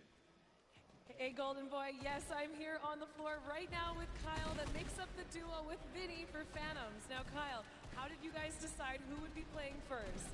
You know, I wanted to give it to Vinny. Vinny is a champion when it comes to Fortnite. I just started playing, but I wanted to toss it back over his way because they got a whole dynamic. We got a whole plan, a strategy we worked out. So Vinny's up right now, but there's going to be some switch-ups coming up. All right, great. So how can you support your partner from the side even if you're not playing? Oh, I'm just giving him back massages. I'm telling him good stuff. I'm looking at the boys. I'm telling them they look good. You know what I mean? It's all about positive affirmations to win the game and get the dub. Oh, I absolutely love that. So going into the next game, how are you going to strategize differently than these guys? Look, right now we're just looking at the competition. We're still feeling each other out. They might have had their win over there. We're working on ours for right now. So it's all going to be great. It is going to be great. And I think we're about to get into the next zone. Thank you so much for talking to me, Kyle. Back to you guys at the caster's desk. Thank you so much, Kitty. You know, I like that, right? And as my good friend CD End the Third says, you know, just give him a back hug. You know, the back massage goes a long way. Back hug, relieve a little bit of the tension. They are carrying a sword around. This is true. You know, the thing's got to be heavy. It's a heavy blade. It's a heavy blade, and there you go. So now, look at him. Look at everyone starting to focus around, and Pokimane, she's getting all up in that business. You're also going to have Maddie lingering about, manages to take out the VIP there. Jack Dylan Grazer there, looking for the quick hunting rifle shot. Maddie, a great player, but unfortunately so many players are going to be looking at her, so there's not much that she could do in that instance. This is a much different mode to play. If you're used to traditional competitive Fortnite, it's more about protecting and strategy and waiting till the right moment. Players in this mode are way more exposed, with the exception of, look, Lachlan, Phantoms, and player from Lil Web are just hanging out on top. They're there we getting go. in there. This is the push in. I think they saw. Oh no, their VIP actually flew out. Phantoms has to get in there. He has to get in, but he's on the other side. He cut down his teammates. What he doesn't know that his teammates can actually edit that. There we go. And allow him to get in. All right, so he's going to be inside. They have to protect him here, and this is now we're going to start to earn a lot of points. They're climbing that leaderboard, Lupo. I think they went from 6th all the way to 3rd, and they're still up in the middle. It was contested for just a second, but now it's not. Look, they're going to overcome the Cuddle crew here in just a second. All the way at the top, though. The impulse doesn't stop them. The impulse did not stop them, Lupo. It actually kept them in this because the builds were there. They managed to benefit so much from Point D opening up. They're at 483 points in counting. They're going to overtake Raven's Revenge any moment now, but finally, Loserfruit pushes on in and is able to stop that miraculous run that Lil Whip Warriors managed to put together. It might be time for the Llama Company to take over. Keep in mind, this inner circle is worth 12 points a second for your VIP when uncontested, and Jordan Fisher is swinging repeatedly. Here we go, holding it down in the middle. No we more might builds. see a climb now. 444 points, taking third place. The Llama Record Company overcoming all odds down there in the middle. And I think Courage is going to be playing patrol. He's going to linger about, pick up some eliminations, get some more builds, and then jump on down. This is insane. They're starting to make the climb here, Lupo. They're at 600 points. Oh, and Xavier counting, Woods. But Xavier Woods goes in there, but he does not have enough to stay in the fight.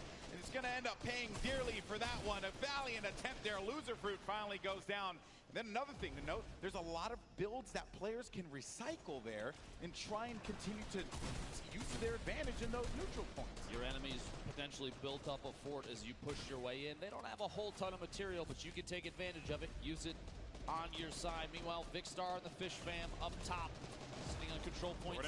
Jordan Fisher. He's getting more points. Finally, he's going to get stopped again, and Loser Fruit's kind of deja vu. They were both down there trying to hold down point D. They end up getting shut down finally. And now, Lil Whip Warriors are going to be inside of the point, but they need Phantoms to get there so they can start to earn. I want to just make a quick note. Raven's Revenge is sitting in the B control point up top. What looks like unchallenged. They're in first place now, and I don't think anybody's going up there. Well, it seems like Jordan Fisher and the Llama Record Company are going to be in there again. They're gonna pass this for sure. I mean, wait a minute, he ends up getting thrown out of there, and then players now, the impulses, because there's nothing there to protect them. Look, Raphael's not even moving. Someone needs to stop them. 840 points here in a second. They have a lead in first round. 4 minutes remaining. Somebody's got to go after that before too long. Otherwise, the fighting in the bottom is going to cause too much commotion. The chaos, no one's going to be able to pick up the points. It might be a victory royale for Raven's Revenge here in a second. We'll see. Less than 4 minutes now. Yeah, Raphael, like no one's around him. No one's up there. No one's around him. No one's paying attention to the point that they're controlling, evidently. But Fish Fam gonna push in, maybe get some protection there. They don't have their VIP, and here he comes. Mackenzie's now gonna be established inside. Jordan Fisher goes in there once again to try and benefit from that 12 points, but this is insane. I can't believe what I'm seeing. Finally, the Cuddle Crew is going to challenge this. Oh my gosh, that almost became one of the biggest upsets, literally by sitting and not moving. They don't have long to go, though, Lupo. 9:42 left. That's close. 9:42 total to 1,000. Right there. This could very well go to Brazil right here, right now in game 2. The Llama Record Company, a couple ticks in the middle circle there. Jordan Fisher, Courage, JD, Loser Fruit, and their golden ticket player maybe making a move. A close second place. 3 minutes remaining. Blue Whip Warriors are climbing as well. They may have ownership of one of those top control points, and it may be uncontested. It's still going up. I just stopped right there. Cuddle Crew are actually going to be in the middle. Cuddle Crew are going to be in the middle, and no one's stopping them. And they're gaining points, and they're gaining it fast. They managed to get to 4th. They're going to be in 3rd, and they're going up now. The Cuddle Crew finally are going to start to get challenged, and Xavier Woods is going to get picked. Which means no more points are going to be earned for the Pink Warriors there of the Cuddle Crew. Go sitting up top. Again, Raphael unchallenged, 960 points. Ladies and gentlemen, make some noise. This could be the end of the match. No one is going to stop them. No one's looking for them. They're in the shadows, unseen, and they will have their revenge. The Ravens' revenge. GG. Unbelievable that they were able to just sneak on in and steal that away from everybody else. Honestly, what a ridiculous move there, and it ended up paying off. You see them cheering each other on down there on the floor. Now, I have to say, the decision to not go for that D control point, 12 points a second is big, but it's not required, obviously. They had the opportunity to sit up top. There was a pretty substantial fort around them, too, and they went basically undetected. Look at the smile on Raphael's face, the excitement there. He's so happy. Also, Patriotic, 20 eliminations in that game. Sharshock with 14 eliminations. So they were slaying around, protecting their VIP. And that's why they were able to snag that victory. No one expects the Raven. Nevermore. I don't even know how to reply to that, Golden Boy. You are the worst. I'm proud of myself. You should be. That was excellent. Game 2 certainly brought us some intense moments. I thought game 1 was ridiculous with Jordan Fisher jumping in to the zone, just catapulting his team to victory. But this time around, it was the sneaky plays of Raven's Revenge, and no no one challenging them. And all the players are going to be wearing the skins of the character and the team that they're representing. So you have to identify where they are. You got to look at the scoreboard and realize maybe we should be challenging Raven's Revenge and not allowing them to be able to get any more points. Like you have to stop them right at their spawns. I would even imagine, but keeping your eye on the score. A big note there. It's just the VIP that matters. So if you can eliminate that sword carrier, you know that team's not going to score any points until they respawn and come back into the match. This is very true, and we're going to continue to highlight it and talk about the incredible plays that we've seen. But for now, let's actually send it down to Kitty, who's going to be with our winners. I am up here right now with these guys. They were just telling me how much energy they feel after that victory. You guys did such an incredible job. I saw you all protecting your VIP. Yeah. Who is coming out as the leader of the team right now? Oh man, it's difficult. I think everyone's just giving calls there. At some point, he was giving the shots, I was giving the shots, he was giving the shots, so we're just like a team efforts that we're doing, but it's just insane. Oh, it is insane. And I could see the reaction on your guys' faces right when you won. So there is that fourth point that comes available. In the center, it has extra points. Why did you decide not to go for it? Yeah, what do you think? You're the luck charm. Me? I think we wanted to play it safe and just try to get the slow points. And the closer we got, the less English these guys start speaking. Yeah. So I just try to pretend I know what they're talking about. Yeah. I was just the one that should be protected. I feel like an Avenger protected by these guys. Yeah, you looked like an Avenger, hopping around, leaping around there, and having them all build around you. So going into the next game, are you guys going to do anything differently to secure the ultimate victory royale? I don't know. Actually, our first game wasn't that good. Then we stopped, talked with each other, set the strategy, and it worked out. So that's nice. I'm gonna try it again. Yeah, see if it works again. I don't know if they can listen to us. Don't listen to us, please. Yeah. Yeah, you guys might get a little focused now that they know your strategy and you came out so strongly. So, Zach, you are the golden ticket winner. What does it feel like to be up on the stage playing with these guys? It feels crazy playing with guys this good, and I'm just trying to keep up and not hold them down, so just protect the VIP. Yeah, protect the VIP. Well, congratulations on that win, guys. Looking forward to see how you perform coming up, but we got to get into some more games, sending it back up to the casters. Thank you so much, Kitty. And Raven's Revenge, they are very happy with their victory. Obviously not looking to change all that much because no one is going to challenge them. Honestly, like no one was going after them the entire time. I'm shocked by that. They had the structure built up, and literally just hiding inside ended up being the best play, the best option at the time, just because everyone was more focused on that D control point. That's true. I'm curious how things are going to change going forward. I got to ask you a question, GB. If you put yourself on one of these teams, you're down there in the pit with everybody else, what would you do to try and take the lead and hold it in a situation like this? Well, I mean, you know, as a person who's a former competitive player, I could tell you that I will be looking at the strategy. I will be looking at how can we maximize our, like, how can we be more efficient with where we are on the map, right? Because I think that a lot of players oftentimes are putting themselves in positions to try and just challenge and go right into the point. But there's a lot of value in being that one person that lingers around. But I know you guys want to hear the analysis from me. You want to hear it from our key analysis analyzer. Anyway, words are hard for me. It's Sundown, who's going to be down on the floor. Take it away, bud. Thank you so much, Golden Boy and Lupo, and apologies, I'm just so used to Lupo and Courage being together with the victory up there on the last one. I can never forget about you, Golden Boy.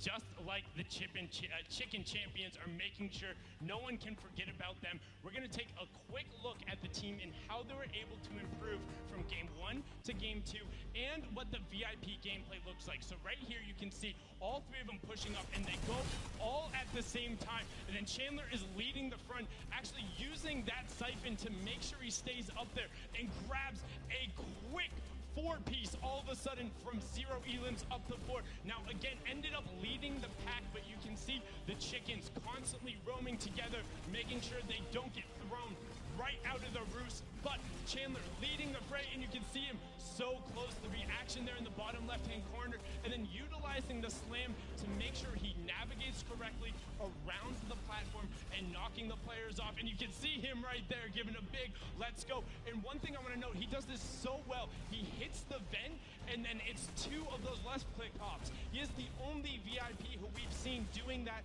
so far and getting himself up onto the platform right away. Incredibly well done from the Chicken Champions, and they're forward from game 1 to game 2. A really big improvement, and a lot of other players are going to look to mimic that as we move into game 3. Now back up top to Golden Boy and Lupo. Take it away, gentlemen. Thank you so much, Sundown. I love you, so I appreciate that.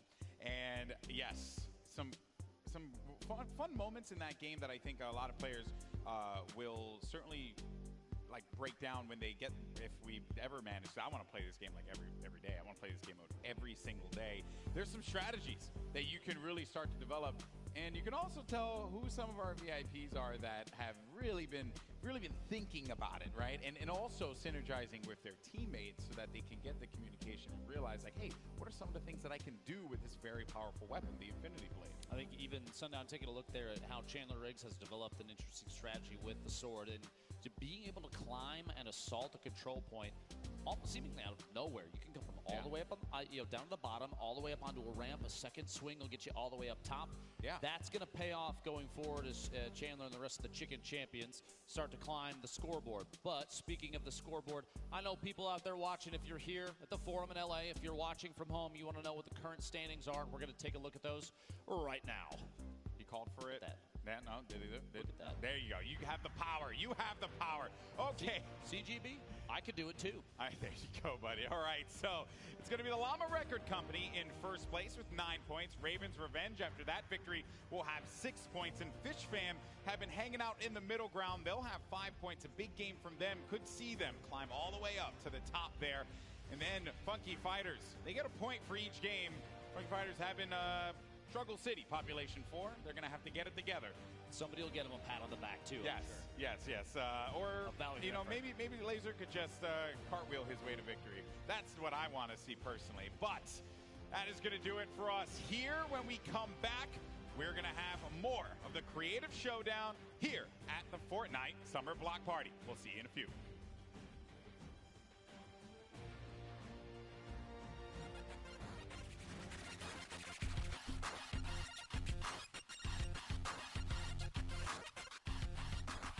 Welcome to the Creative Showdown. This brand new map is a collaboration between Team Evolve and Epic, made specifically for this event.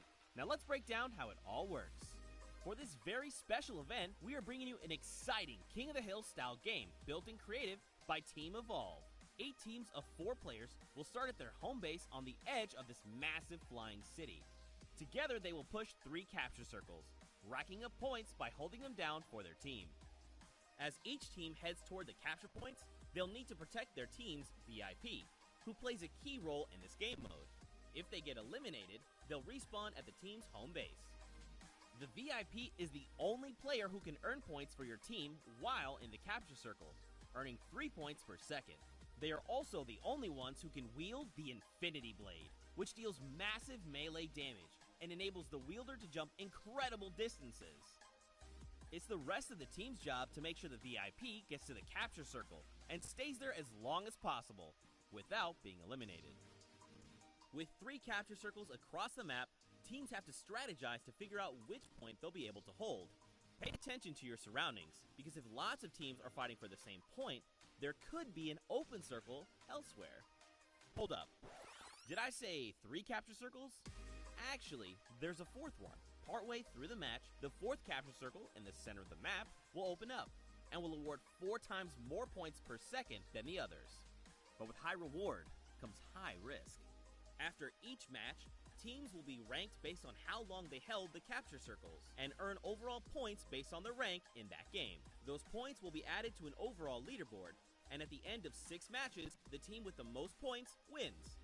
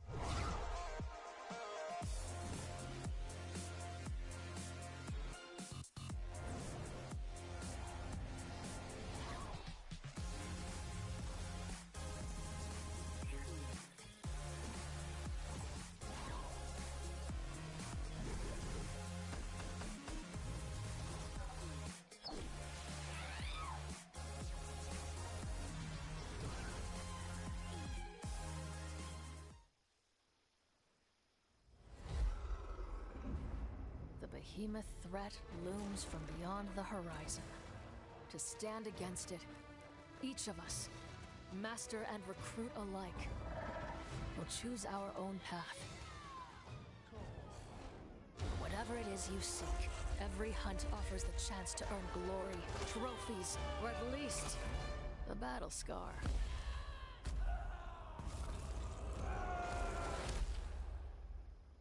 Ramsgate, an outpost at the edge of the world, has become our home. And as long as we draw breath, it will not fall.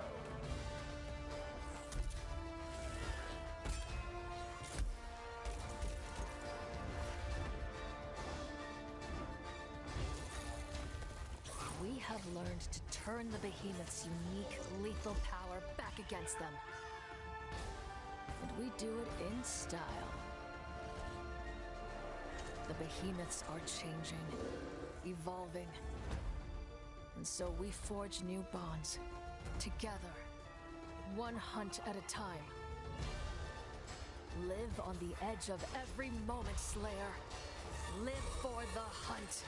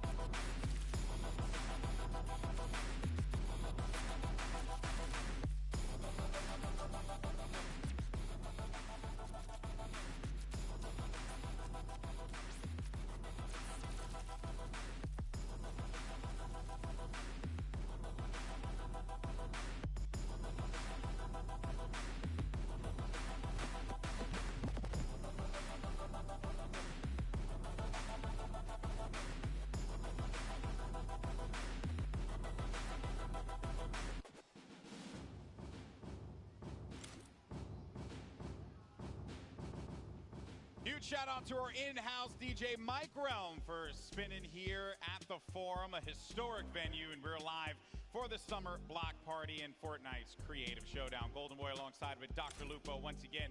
We had some crazy games in games 1 and 2. And if you're just joining us for the first time, well, allow us to update you on what we've been playing here today, because the map and game mode is called Sky Station Showdown, and it's something that we have never done before. And when we get a moment, we'll bring up the format and how players are going to earn their points. But we've had some exciting moments today, Lupo. It's actually been pretty crazy. On your screen now, the left side, we talk about how they earn points in the game.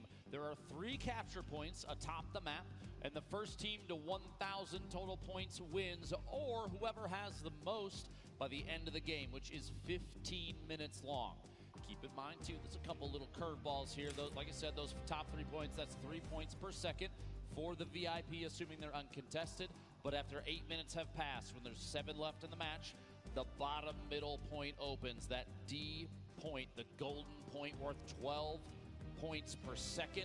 The first team to 1,000 wins, but those have to add up somehow, and GB, if you wouldn't mind. That's right. So separate from what's in-game, out-of-game, wherever your favorite team will place, whether that be first, second, third, fourth, or 5th through 8th, they will earn points that go toward an aggregate that will determine who is the ultimate winner of the Fortnite Creative Showdown. And we had an update on the leaderboard earlier on. I'm sure we will bring that up later on in the show and get you guys up to speed. But in case you're wondering, it's going to be the Llama Record Company that will be in first place right now. That will, of course, be Courage, JD, Loser Fruit, and Jordan Fisher, along with their golden ticket winner, Lester.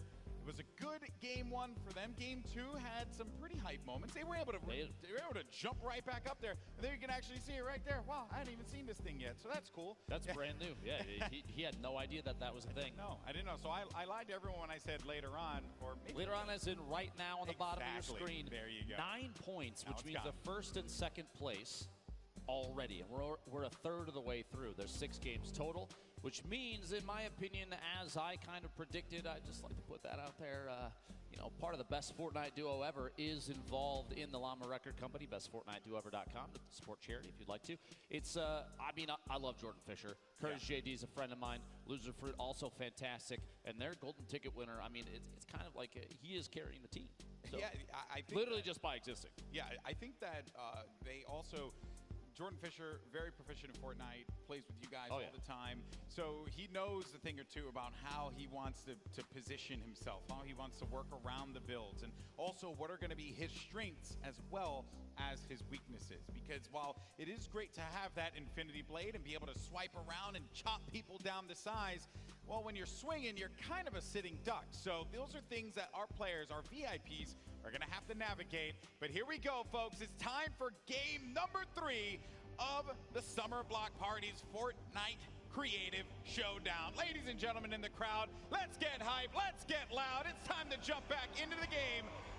Hey, that worked out. I'm proud of that one. Well done, Golden Boy.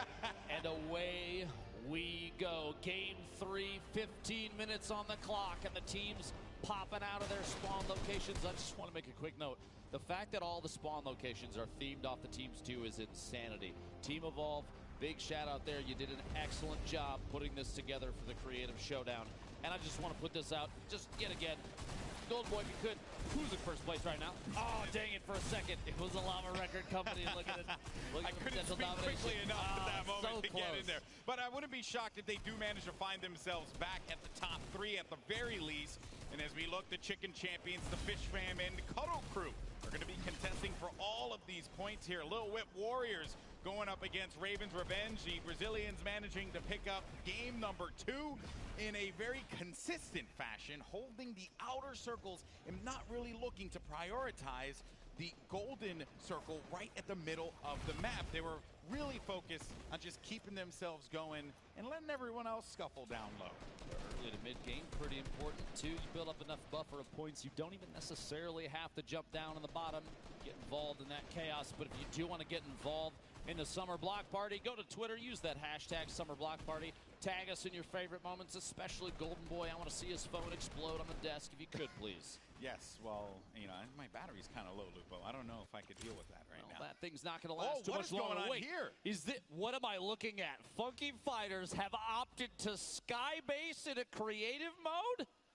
Okay. What is going on? I feel like this is the work of Laserbeam and Wildcat for sure. 100%. Look at it. They're setting up to drop in from above. This is ridiculous. In fact, look. I don't know if it's really... Watch. He's going to just... Here's what they're doing. Look. They're dropping in. Watch for the elim in the bottom. One of them might get eliminated. And they're resetting. They're resetting for more materials because you spawn in with 5 builds. Yeah, that's not going to work out. What? Unless he hits the shot right here. Oh, do it. Oh, valiant effort there. Well, I would have run off the stage if Laserbeam would have hit that snipe. But honestly, he said coming into this that shenanigans was kind of the goal. He doesn't expect to win. He's still going to earn the money for charity, $50,000 split between 3. But man, you might as well build up into the sky and throw your body at him while you're at it, right? Imagine if they had just spent all that effort to build all of that around it. Someone just shot it down. You know, all those builds, all that effort. Don't suggest it. Somebody's going to hear it. I want to see how that plays out. Man, look at this base over here. What's going on? Okay, pushing in. Takes Sharshock out. Raven's Revenge in 6th right now. Meanwhile, Lil Whip Warriors in 3rd at 93 points. And look, the Chicken Champions, we literally watched Chandler Riggs. Sundown talked about how his sword control has changed over time. They're holding first place at 213 points. They got it. I just want to point this out for the Little Whip Warriors. They need to get their VIP in a secure spot. Chandler Riggs is going to be out in the open for the Chicken Champions. There will be a member of the Sunshine Soldiers. That will be the VIP challenging the fight. Ends up disengaging, and here comes the impulse nades. But when you're the Infinity Blade player, you can fly up into the sky and come right back into it. The problem is you have no support from your squad members, and you're kind of going to be by yourself in those moments, and an easy target for anyone that's swarming you at that moment in time. Jordan Fisher back again, takes down Madison. Jordan actually sitting on 9 eliminations right now, the highest on this team by a mile. If you didn't know, Jordan Fisher is a musician, actor. He's a gamer. He performed on Broadway in the Tony Award-winning show Hamilton. He was on Dancing with the Stars. He can sing better than me by a mile. He's better, actually. I have a theory that he's actually a government experiment sent here to make the rest of the Fortnite players feel bad about themselves. Or he's just good at everything. Maybe Dr. Lupo, he's just like really talented. I refuse to believe that. Jordan Fisher actually eliminated. 11 minutes remaining in this match. Keep in mind at 7 left is when that fourth control point worth 12 points a second opens up. We've seen a couple different strategies. Sharshock. Oh, Sharshock jumps right out of there from the shadows once again. These Ravens Revenge, I mean, they're kind of living up to this name, which I have to be very remiss to say if I'm not making a bunch of Raven puns. I'm very proud of myself. This is why they brought you on the casting crew, Golden Boy. You'd love to see it. Oh, the impulse nades. Be careful about those impulse nades, man. And I think what the Cuddle Crew's golden ticket winner was actually looking to do there was really just play zone. Anyone charging on the ramp, they could use the impulse nades to just shoot them out to the side, and then they don't have to worry about that. If you want to get a coordinated push, you don't have many options. You can build up, but you don't have a lot of builds to work with. So there's really only those 2 ramps on the sides that you have to be mindful of. And a scoreboard update for those of you out there, you can see 267, and it's going back and forth for the Chicken Champions and the Little Whip Warriors. Xavier Woods gets the better of Mackenzie Butt. It's going to be our golden ticket winner for the Fish Fam, Confamous, who gets the elim. 9 minutes and 40 seconds remaining. Solid lead building right now for the Little Whip Warriors at 330 points. 30-point lead and growing. The Chicken Champions, Cuddle Crew in 3rd, the Fish Fam in 4th. Llama Record Company in 5th, our current point standing leader. Sunshine Soldiers in 6th. Ravens Revenge, the Funky Fighters. Look at all of this protection. Look at all of this protection that they've given to Phantoms here. They're letting them just keep a low profile. Don't stand out because you're going to have that blade and everyone's going to see it from so far away. Of course, the Phantoms, some EDM DJs. These guys have been all over the place, as a matter of fact, and they were actually known as a dance act before, so maybe they show us some moves in game. Can't wait to see you. You got to put some moves on too, Golden Boy. Legend has it. You're a fantastic dancer. We'll have to see that after the show for sure. I think you're confusing me for Jordan Fisher once again. You got, I get it. You have a man crush. It's okay. Maybe a little bit. Listen, okay, just because he's part of the best FortniteDuoEver.com doesn't mean that it's a man crush, Golden Boy, okay? Relax. Meanwhile, Little Whip Warriors only 2 eliminations, but picking up big points for the team. They're up to 492, almost past the halfway mark. And we're a minute and 30 away from that final capture point opening in the bottom. We've got a couple teams respawning right now, making their way back in. This control point, the green one, all the way up top. Look at the fort that's built around this thing. So many materials have been used by multiple teams that someone just needs to make their way up and take ownership of it. So, push up top. Jordan Fisher still alive. One shot from Muzo. Good spell the end here. We'll see. Flying off, landing down to the bottom, making a move here on the blue control point. There's a whole team up top. Jordan, this might not be the play. Yeah, that was a rough one. I have to applaud the ambition there, but even with the Infinity Blade, you still got to get, I think it's going to be 2 hits before you're able to eliminate any of the players, especially the VIP, who's going to be very healthy. Not easy to do there, but he had to get a reset, go back to his teammates. Now they need to regroup. Currently going to be sitting in 5th place. Your current leaderboard, or I should say your leaders right now, the overall standings, which are going to be the Llama Record Company. I can't believe how long player from Lost Kings survived at the top of this red control point, literally dodging swings from Xavier Woods until he got cut down. But look, Jack Dylan Grazer is sitting on top of that last control point. He's always coming up with something. He's got 8 seconds. He's just going to wait. He's always coming up with something. He's going to fall right out to the point. Imagine if somebody looks down and snipes him right now. Yeah. You just wait. Biding his time. Dropping in. Here we go. The Funky Fighters, their first points on the board. No. He gets cut down. A valiant effort. Yeah, meanwhile, his teammates, What am I looking at right now? I think you're looking at a YouTube video being made. I can't wait to see this, honestly. This is absolutely ridiculous. For one day. Wait, did you just get impulsed him off of his own ramp? Oh, man. I want to live in the mind of Laserbeam for a day. just hang out in there and see what's I haven't had a chance to meet the guy yet, but after seeing everything, he's a class act. Yeah, you know, he's a special guy. He's a special character. Okay, well, Chicken Champions, they're going to be in first place, and they're getting very close to winning this one, folks. 740 plus points and counting. They are going to be holding down this blue control point. Then you're going to have the Llama Record Company trying to make another run for the top 3, but they get shut down finally. Oh, there goes Jack Dylan Grazer. Oh, maybe I love when they cut to this camera and suddenly it's just quiet. Hit it. Believe in yourself. It's kind of like Shazam. Claps in the chat if you think he can do this. Come on, folks. He can make it. I don't know. You know. Wait. Yeah, he could. I think he's wondering if he can fly. They're looking. Okay. Oh, actually, he was waiting to build. Okay. He's waiting for a teammate. Wildcat is now slowly moving forward. Keep in mind, while this may not be the strategy. Oh, no, not like this. Look at his face. Now, they'll be okay because there's no fall damage, but they lost so much work on that ramp, and you got to feel sorry for them. You know, not too sorry, but you got to feel a little sorry for them. It's a strategy, to say the least, okay? It really is. Wildcat and Jordan Fisher fighting it out down there. Keep in mind, every 1 second that the VIP is on one of those top 3 control points, it's 3 points for the team.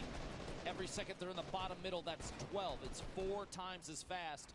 And with only 5 minutes left, it could be anybody's game, especially if they take ownership of that bottom there. But Chandler Riggs and the Chicken Champions have such a commanding lead, 171 points ahead of Blue Whip Warriors. And a lot of players that are going to be protecting their VIP. There's Chandler Riggs, though, running right behind One Shot Girl, just going in to just try and bust on through to the structures that are there, just crush all of the wood that's going to be around and not allow them to get any time, be able to work around and build up any points. The Chicken Champions, they want to run away with this one. They want to pick up this W, Lupo. Putting a good effort into it as well. Looking back behind, shotgun shots, not enough damage dealt there to secure the top. Chandler's still in it, but there is gunfire. The Sunshine Soldiers trying to take over this blue control point. Can't quite good. Oh, and a shot just over the top. Now, 909.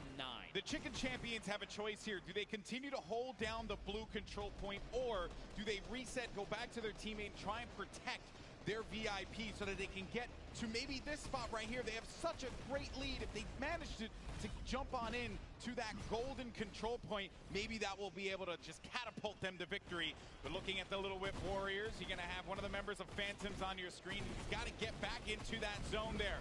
You also have the Llama Record Company lingering on about, but the Little Whip Warriors, they're going to hold it down.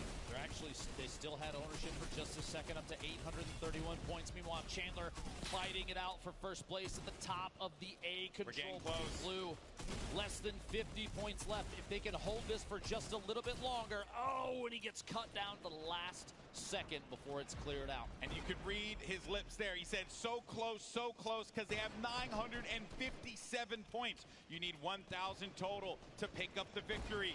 3 minutes left on the clock, and the mad dash, the insanity down low. It's going to be Phantom swinging about, but ends up getting picked off, and all the members of the Little Whip Warriors are going to be deleted from the golden control point. And now we could see the Fish fans coming back into this, and no one ever suspects the Fish. You'd never suspect the Fish. Oh, Big Star gets cut down to the bottom.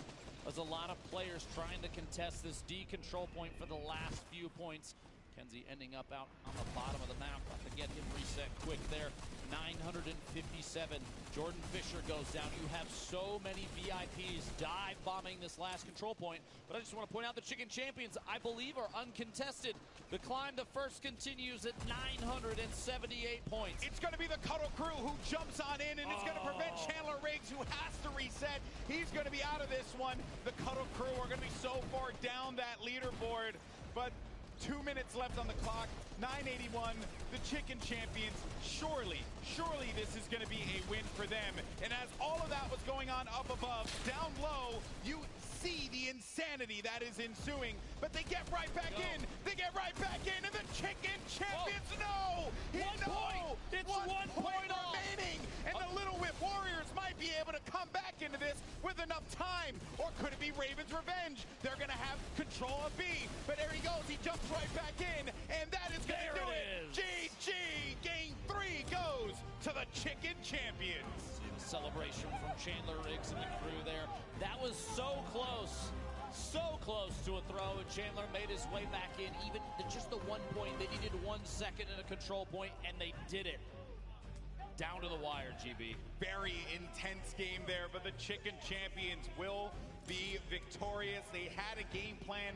They kept on hanging out at the outer circles rather than looking to get into the fight down at the golden control point where you can get 12 points per second.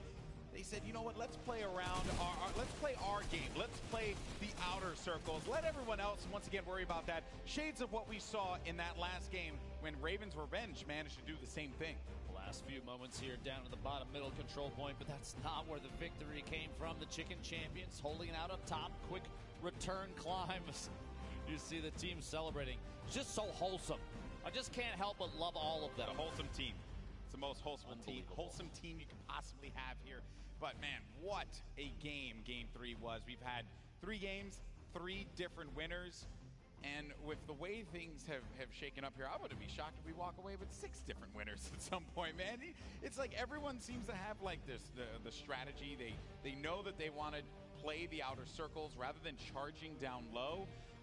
And I'm waiting to see more teams start to adapt that. But then there's always going to be that desire to push low and challenge the golden control point. Now, I do have to say, one of the most interesting strategies we've seen evolve from this so far comes from the Funky Fighters and Laserbeam and Wildcat, and I have no idea what's going on down there other than shenanigans through and through, man. Yeah, that is, Zeke may be Captain Shenanigans, but that is Team Shenanigans. Maybe Zeke is their coach. I think that's actually what it is. I never thought, honestly, talking through everything in the past, looking at the rehearsals, no one tried to skybase a mode where you have to control points. Nope, no one tried that. No one did that. But hey, it's Fortnite, and you can do some pretty incredible things in this game. But for now, we're going to send it over to Kitty, who's over at the stage with some of our competitors. Oh, you guys, I am here with the Chicken Champions coming back. And honestly, I'm at a little bit of a loss of words. You guys went from almost having 0 points the first game to adapting over the course of the 3 games to almost losing with 999 points. Chandler, can you walk me through what just happened? Well, okay. In my defense, I get very excited because we were on the point. I was like, okay, we got 99 points. We won. So I just let go of the mouse. I was like, yes. And then I got impulsed off.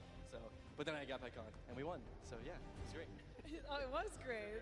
You've got 5 points now towards your total. And Nick and Julie, you guys have great communication. How did you make sure that you were positively motivating your team after having such a hard start? So it was really, really important that we were communicating where we were going, and then we were all waiting until the exact same time to push up together. We had the same path that we were following every single respawn, and then we were laying out the aggression so other teams wouldn't focus us, because there was one point where we were contesting high ground, and then there was another team far away shooting at us, so we had to provide that pressure back, because you don't have a lot of materials to build. So we were making sure to make those call-outs, and then I think the teamwork really paid off, so it's awesome. Yeah, it's been great. And Julie, has there been a team leader that's come out of this? Would you say it's yourself? Is it Nick? Is it Chandler? Honestly, I think it's all of us, but I mean, Chandler has held his own with that sword so many times that, it's just natural to follow him. He's charging up there with the sword, so, but all of us, honestly. Team effort. Oh, totally a team effort. So Chandler, going into this next game, is there any specific strategy that you have? Are you going to try and do the same thing? Because we've seen every single game it's changed. First game, it was about the middle point. People didn't know about it. Next game, it got focused. It was about the high point. How are you going into game number 4? I'm not revealing anything. we got a system. It's working. Yeah, we're going to stick to it. All right, stick to I mean, if it's working, it's working. Obviously, if you guys have any new strategies, you don't want to give it away. We got a lot of crowd love in here right now. Hope you guys are having a great time. So we are just about to get into some more games. Congratulations, guys, on that win, but we're not done. We still got more. We're going to send it right back up to the casters. Thank you so much, Kitty, and the Chicken Champions walking away with game number 3. And I would say hectic fashion at the end there. Chandler. A little bit of panic, controlled panic. Yeah, controlled panic is all you ever want. Getting a little ahead of himself and jumping off of the point, but that's okay. They were so far ahead at that point. I think Little Whip might have been able to catch up, have things gone horribly wrong. But, Chandler knew what he was doing. He was able to get back into position very quickly, and they walk away with the Game 3 victory. And we are now officially halfway through at this point, Lupo, and this game mode has been so fun to cover because it's pure insanity, especially when you get down to point D. It's just everyone's just getting zapped away by those little drones, preventing them from being able to do anything. As soon as 8 minutes have passed, it's kind of anybody's game. We've seen come from behind victories already. Teams vying for those top 3 positions, even number 1 at certain points. And I think there's still strategy to be evolved from this. There's people that are going to figure out new ways to play this. What I haven't seen yet, and actually we talked about it in rehearsals, is a sword carrier sitting on one of the control points and throwing themselves straight up and back down. That's true. We have not seen that yet. Lots of things to break down. The good news is we're going to have Pook standing by to break down all the action that she saw in our last game. Thank you so much, GB. I am down here on the floor with the crowd. They are loving these games so far. We just saw our Chicken Champions take a victory. But you know what? We're going to take a look at some of the plays coming out of the Little Whip Warriors to see, you know, how maybe they strategize this game. So you can see here, Cypher PK up on the platform using the tactical shotgun to get in there, really make sure that he is protecting his teammates and make sure that they're getting those points on that platform every single time. This edit here coming out of him, absolutely electric. We've seen him do this so many times before in the past. And here we have Phantoms just going to town with the Infinity Blade, letting everyone else know on the map, hey, I'm up here, and I'm about to whip you out of here. Here we have Lachlan as well. Every CQC engagement this team took early game, they were victorious in, and they were in first place for quite some time. Unfortunately, they just were not able to close it out and ended up in second place. But I would love to hear how our Chicken Champions communications were during that game. So let's kind of take a listen in and see how they were doing. He's down. Put him on grapple. Nice! No, I got you, Chandler. I got you. Down. Nice! Guys, let's go! We got this. East. Shoot east. We gotta shoot east. Spray east. I'm coming back. Shotgun grab up top with us. There's one on me. Got her. Let's shoot east. They can shoot us. 100 points.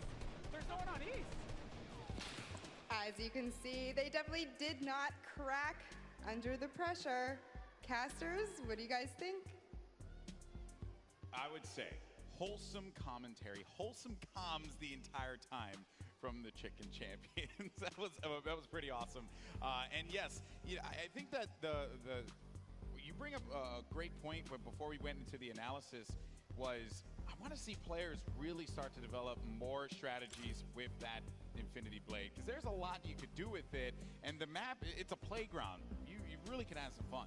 Keep in mind too, if you're watching from home, if you're here at the Forum in Los Angeles, the competitive nature of this, I mean, this is a little more focused on the shenanigans, and you're putting an Infinity Blade in the hands of a VIP. That's a big portion to take away, and 100% of it is for charity. And speaking of charity and maybe where that money is going to go, who's going to come away with the top, we want to take a quick look at the leaderboard. Yes, where we are right now, and it is going to be the Llama Record Company continuing to hold on to their lead halfway through at 10 points. But the Chicken Champions have managed to knock down Raven's Revenge a peg, as they will be in 9th place. But, in second place with 9 points. No, there is no 9th place. There's only I know, right? A little bit of a fumble there, but that's okay, because Raven's Revenge are going to be in 3rd. And then the Little Whip Warriors and Fish Fam, they'll be tied. Funky Fighters still continuing to earn a single point for their efforts. I mean, if you get a sky base and just go for it, you're still going to get a point, so valiant effort there. Hey, build that sky base, and everyone's going to get money for charity. That is what it's all about. There goes your Game 3 winners, the Chicken Champions. Get ready for Game 4. We cross over. You get a lot of players prepping. Xavier Woods looking at his phone quick, making sure Twitter is up to date on everything.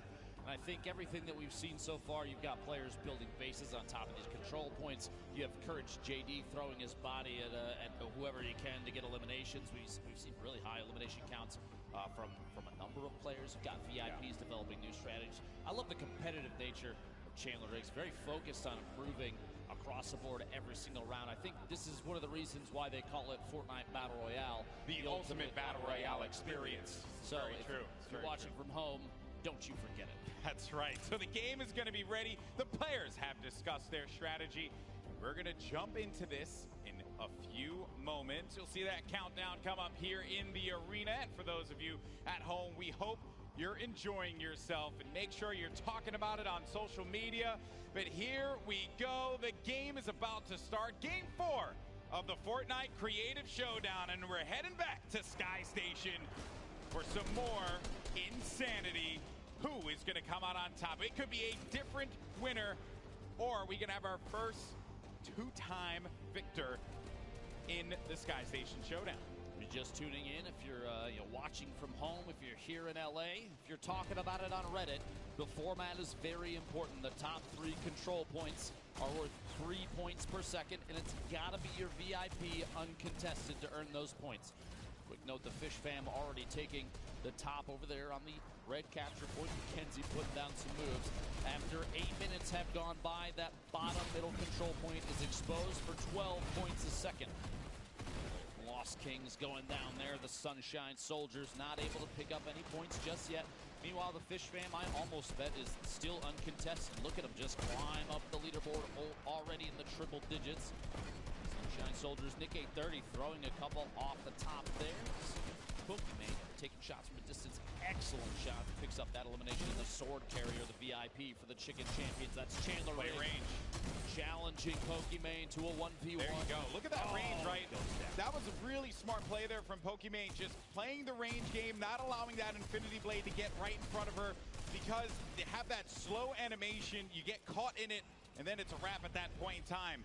And you're also going to have Dabier here, also known as Ambush King. This guy has been all around the Fortnite community doing so many events. He's been all around, and it's crazy to see that he's here today playing, and maybe could get that golden ticket not only to this event, but also to New York City. This is actually kind of an interesting strategy piece. You saw Courage on the ramp. I just want to note, he was you look at him. He's waiting and taking shots. He knows there's a sword carrier up top, but he didn't want to push up because it was going to be a 1v1 against someone with an Infinity Blade. Not a good call. That right there, waiting for Jordan Fisher to come up as well, is a big move, because you know a 2v2, much better odds of winning, especially when you then have an Infinity Blade on your side. That middle platform, too, gives you some good range, and if players push up, you could throw down an impulse grenade and shoot them off to the side. Jordan Fisher, as you saw a second ago, was going to be eliminated, and the Llama Record Company needs to reset. Only 18 points for our current leaders, our current overall leaders, and then the Cuddle Crew in first place. And it's gaining fast. Xavier Woods and company looking to peel away with a victory here. Fish fam not far behind. In a situation like this with the game mode, that it's very the creative game mode here that's been developed. The Cuddle Crew has 2 professional players, professional Fortnite players from Ghost Gaming. That's kind of scary. You think looking at a game mode like this, they're going to have an advantage? Things are a little different. I think this is. Everybody kind of understands this is different than traditional competitive Fortnite. Oh, for sure. But when you know how to aim, you know how to aim. And that is certainly what this Ghost Gaming crew and Aiden and Kayun are capable of doing. A lot of our players over here, I mean, Courage has also competed in a few of the World Cups, as of you, Cypher PK. So we have some great players that have been participating in competition, in official Fortnite competitions for quite some time now. So there's a lot of formidable players that are out there. And then bear in mind that it's not really just that one-to-one battle like you would typically have in Battle Royale, where you're going up against someone and then maybe there's a third party. This whole map is just a series of third parties. It's just players all just throwing shots everywhere they possibly can, looking to connect, looking to get some siphons so that they can keep themselves going and maybe get some more builds. Look at the faces of all 4 players for the Fish fan holding this control point. Vuso picking up a bunch of elims. Oh yeah, sitting on 5 right now. Vixar at 4. McKenzie rotating around inside, just trying to stay mobile. You don't want to get picked by a hunting rifle shot from a distance. Keep in mind, too, as we mentioned earlier, the loadout across the board for every player in this match is the same. Oh, Lord. Unless you're carrying the... Oh, I'm pretty sure that's laser beam. Yeah, that's laser beam. Yep. Every single player is sitting on that rare, the blue AR, a rare tactical shotgun. And look at McKenzie. Hunting rifle. Oh, yeah. Just hiding. no reason for you to poke out, Lupo. There's no reason for the Infinity Blade player, the VIP, to poke out when you're on point like this. Even for Lost Kings, just hide and maybe get a wall right in front. Create some more protection and ensure that the angles are covered. You also want to build in areas where you know you're not going to get pressured from, like, you know, 2 different angles. You kind of want to, even though it's going to be out in the open, you just want to mitigate as much of that carnage as possible and give yourself a fighting opportunity for your VIP. Taking some shots, the most eliminations on the team. Looking back behind, barely stays up. 12 HP total. Siphon can pick her all the way back up, but Sharshot gonna catch him off guard. He's on her and she'd be eliminated. He literally mentioned Raven's Revenge sneaking in out of nowhere, coming from off camera, picking up that elimination. I don't think the observers are trying to do it. I don't think they are. Oh, did they put a pyramid on top of Xavier? 2 players. Look, Aiden, there he is. Ayun, both sitting on 15 eliminations apiece. Xavier. And that's 2 players, right? Like, they boxed around him, so players are going to have to put shots down on a first layer of build and then look to do the same thing. While all this is going on, you're going to have Kayun and Aiden, as well as their golden ticket winner, who's a pretty good player, bear in mind, Beast, who I had a moment to chat with as well earlier today. Oh dear. Wait, oh dear. Cypher was sitting in the spawn, taking dear. shots at Kayun from the outside. Kayun just turned around and used that hunting rifle to take him out. What a shot there. Situation kind of tough for the team. I would like to point out, though, the Cuddle Crew, because they've stored Xavier Woods in a box to ship him all the way to the top of the leaderboard, they've made their way there. No one knows he's there. 69 points. No one knows he's there. There's no reason for Xavier Woods to get out of there. Let your teammates do the work. You have 2 of the best competitive Fortnite players out right now that are competing in this game, protecting you. No reason. Just hide your pyramid, Xavier. I believe in you, buddy. Team 1 and 2, the Fish Fam and the Cuddle Crew are so far ahead of every other team. It's ridiculous. Almost a 500-point difference between 2nd and 3rd right now. Kayun and Aiden, 2 very accurate players. Aiden playing on a controller as well. The impulse nade into the sky, going big for a shot there. Can't quite connect it. His teammate picks it up, though. And because he's gotten so many eliminations, he's able to build and protect that base even more so. That's going to be the B point, and they have ran away with this one. In a few moments, we're going to get that middle hill opening up, but they're at 816 points, Lupo. They've gained. This could very well be a win for the Cuddle Crew. This is ridiculous. If they win this game so quickly, there's going to be so limited, a limited amount of time for that 4th control point. A smile on Mackenzie's face there, you see on the screen. 2nd place is still worth 4 placement points, leading towards those. That's the sum of the 6 games. If I'm Fish Fam, I'm sending one of my players after the Cuddle Crew to try and stop them from gaining points. Because if it keeps going like this, it's going to be GG. There's nothing they could do. You have to split up, and you have to look for them, and the point's going to open up. Point D's going to open up in 15 seconds, Lupo, and Cuddle Crew probably don't even need it. Right now, still climbing, still unchallenged, I think. Xavier holding that control point. Ladies and gentlemen, this might be the fastest game is crazy. We see the entire night. We're just over halfway through game 4, and the bottom middle is open, and multiple swords are flying in right now. Jordan Fisher and the player from Phantoms, the Little Whip Warriors, though. 3 of the 4 players sitting right on the point right now. And the Cuddle Crew have pushed on forward. They're going to keep holding this down. No one's going to get in there to try and stop them. But one player does try to make a valiant effort to do it. Is Patriota, who's going in for that tack shot. He getting the connections, but Kayun is making him pay. In come his team, though, looking to support him right from the off-screen yet again. And then finally, the run here for the Cuddle Crew is going to be stopped. And this is where the Fish Fam can come and take this game away from everyone else. Xavier Woods going to have to push back in as fast as he can. The Fish Fam now in the lead, 951 points and climbing a dominant first. They have to push Fish right Fam. now. They have to. Look at him, just dancing it out, sitting inside the control point. 6 minutes remaining, but it's not even going to matter. The Fish Fam are holding it down. No one's challenging. This might be it. 996. That's a victory royale. Game 4 goes to the Fish Fam.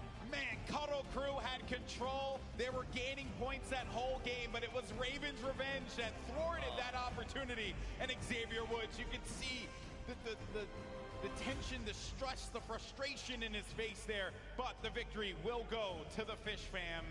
Man, I have to say that definitely for the Cuddle Crew, that stinks. know, fish. I actually can't believe that they came back and won that. I can't. The Cuddle Crew they were so far ahead for so long. Look at this, just dancing out the last moments here. I think at this point you just kind of know you've got it if no one's challenging. Big Star did go down for just a second, but there it is, the celebration, knowing they picked that up. Honestly, at that point, kind of with ease. Certainly did not look like a fish out of water in that game. And that is going to be game 4, all wrapped up. Man, we've had some... Again, this has been fun because players have been determining different strategies that work out for their team. And it's been interesting to see these strategies build out. For a lot of them, it's really just built around Xavier Woods was hiding inside of that pyramid. One of the little whip players literally jumped on top of Xavier Woods on the box, or in the pyramid, I should say. Didn't even know he was there. Didn't even look because he was more focused on getting to that objective. On top of that, Kayun and Aiden sitting on stacks of eliminations. Big shout out to the Fish fam for everything that they did to come from behind there. But I'm kind of curious, what was the thought process with the Cuddle Crew at those last few seconds? Yeah, and while Fish fam were the winners of that game, one team that had victory taken away from them. Where is it? It's the team I'm rooting for. The Cuddle Crew. That's right. You want one of these? Yeah? Well, good news. Whoa! He's a heel. He's a heel. All right. Well, we have the Cuddle Crew standing by with Pooks. Take it away. Thank you so much, GB. I am here with our Cuddle Crew. We were getting very close and cuddly up here on the main stage. They weren't unfortunately victorious in that last game, but they definitely played hardball, showed their competitors what it takes to really knock them down. Now, I am here with Xavier Woods. How has your experience in the WWE really prepped you for today? Well, considering the fact that I'm a 5-time WWE World Tag Team Champion, and I have the greatest YouTube channel of all time, Up, Up, Down, Down. Go subscribe if you have yet to subscribe already. It's gotten me ready for a team event such as this. And like everybody said before us, having such a good team is really what is going to set us apart and allow us to win these next 2 games in order to win, because we're what you call storytellers. We've let everybody feel good. We've let some other people get some wins, but now we're showing our true colors. We're about to bring it back for the Cuddle Crew. I love it. I love the energy. Listen to the crowd. They love it as well. Now, Aiden, what did you think when you saw this map for the first time? Oh, it's definitely a different from like competitive. It's a nice change. It's really fun to play, and there's a lot of the content creators are doing some wild things out here, like the stair all the way up top. That was so funny, but it's really fun to play a different mode from the original competitive. Yeah, it's a nice break for you and your teammate, Kayun. What did you think when you knew that you were playing with Aiden? I mean, we're going to win, right? That's all we need to know. We got the plans all worked out, the strategies worked out, the next 3 matches are in the bag. I'll be gunning for you guys for sure. I have my Cuddle Team Leader hoodie downstairs. I want a chance to wear it today. And finally, our golden ticket winner. Congratulations for making it here. How are you feeling? I'm feeling great. This is a great team, just great people around. This is amazing. Awesome, nice and concise, man, a few words. I love it. Well, thank you so much, guys. Congratulations again. Back to Lupo and GB. Thank you, Pookie. And yes, the Cuddle Crew, they're feeling good. I got my towel back. Cuddle Crew all day. That's right. There's a Cuddle Crew section over there. That's right. We're the pink towels. That's what we do, Lupo. I'm not giving this to you because I'm afraid you're going to throw it again. And then I don't have an extra. I might. That's true. No, don't rip it from me. Be my friend, okay? Keep in Be my mind, friend. there are 8 teams here playing, and every single one, all the proceeds go directly to charity. It's really awesome. Once again, $1 million spread out for the prize pool, and $350,000 going for first place, just alone to charity. A great cause for all of our competitors that are there, and for the golden ticket competitor, they could find themselves in New York City for the Fortnite World Cup Final. That is what is on the line. But to break down the action that we saw just a little while ago, let's head back down to the floor with Sundown. Thank you so much, GB and Lupo. And now I want to take a quick listen into the victors from the last game, but it's not going to be any comms that happened in the middle. We're going to hear kind of their pregame speech, how they motivated themselves, that then led into the epic victory royale. So take a listen right now. If we can make Chicken come last this round, I think we'll win the next round. By the way, they are doing listening. Yeah. So we should probably try and not swear, yeah. I don't think they've done anything bad. It would have been tweeted off to a million. They would have, no, They they pre-checked the clips, yeah. They're recording clips and then sending them straight into the game. But we may as well, like, try Yeah. play it a little cleaner than screaming. All right, let's go. Sorry, listen in, guys. Like, we all over it. G-rated, you hear me? All right, let's go, boys. Focus up.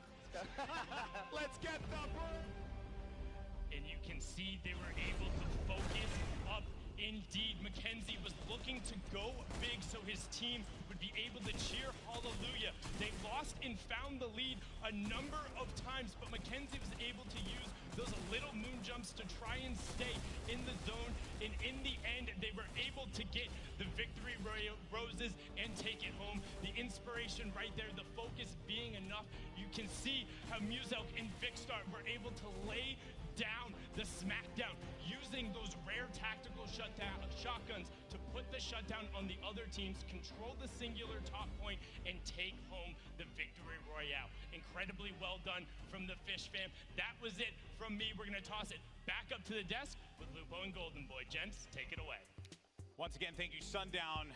Always fun to hear Muselk, you know, motivate the team, and then the guy's a character. I love those listeners. Probably some of my favorite videos, hands down, that I love watching. The shenanigans. Again, the shenanigans. But shenanigans with victories, and that's important. That's important, you know?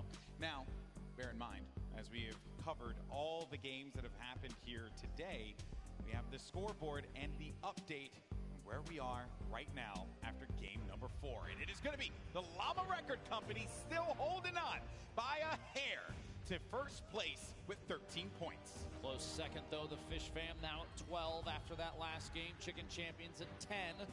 Ravens Revenge at 10 as well. Cuddle Crew, Lil Whip Warriors, Sunshine Soldiers, and the Funky Fighters rounding out all 8 of your teams there. Shout out to Laserbeam for maintaining the lowest score. He'd be winning if this were golf. Yeah, well, another thing to keep in mind, Lupo, is that this has worked out very well for the Llama Record Company because we've had different winners every game. And who knows, maybe we can find ourselves a different winner in Game 5. We're going to go to a quick break. When we come back, we're going to have the epic conclusion of the Fortnite Creative Showdown here at the Summer Block Party. So, without further ado, our in-house DJ, Mike Rome, play us out, my man.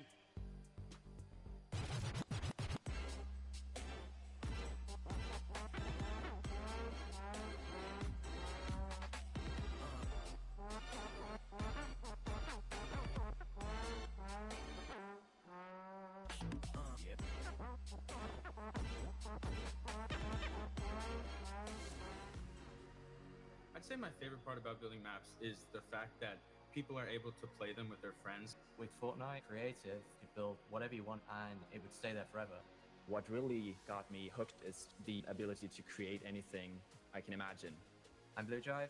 I'm Macamix. I'm Stormhawk. I'm Nelaf. I'm Tomoya. I'm KK Fighter. We are Evolve.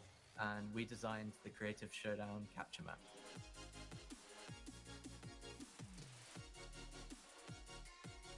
It's super exciting to be in LA. Team Evolve got invited to the Summer Block Party. We've made a map that will be played by professionals and celebrities. Seeing them in person actually playing a map is going to be insane. When I'm in LA, I'm definitely looking forward to meeting the rest of the team because I haven't met them in real life yet. I'm from England. I am currently in Germany. I'm from Orlando, Florida. I'm from Columbus, Ohio. I'm from Ireland. And I'm from Sweden. Never actually met anyone in person, so when we land in LA, it'll be the first time.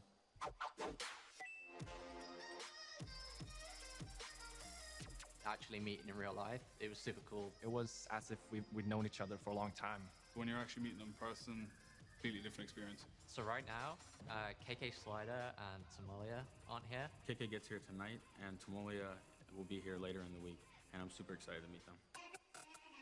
Team Evolve, we all sort of found each other because we'd all been featured in-game. It started off with a group chat where we were just talking about creative. Yeah, we were just sort of just posting what we were working on, the different maps, different ideas, sharing tips and tricks. We just hit it off instantly. Blue said that he wanted to make this team, and we were all down, so kind of just went crazy from there. Working together allows us to be inspired by each other, and everyone brings something unique to the table. I'd say it's a pretty equal collaboration of all of our ideas. We get everyone together when we're thinking of something and kind of just bounce ideas off each other. There are definitely different skills that people are better at. My role within Team Evolve is sort of like a managerial.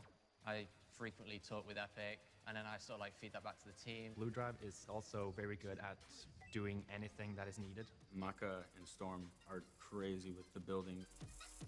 Storm's a maniac. Like, he doesn't even sleep, I swear. He just keeps building and building and building. And KK is putting up some extraordinary mechanics. Somalia, he's amazing at architecture and stuff, and Nelaf just comes up with the craziest ideas.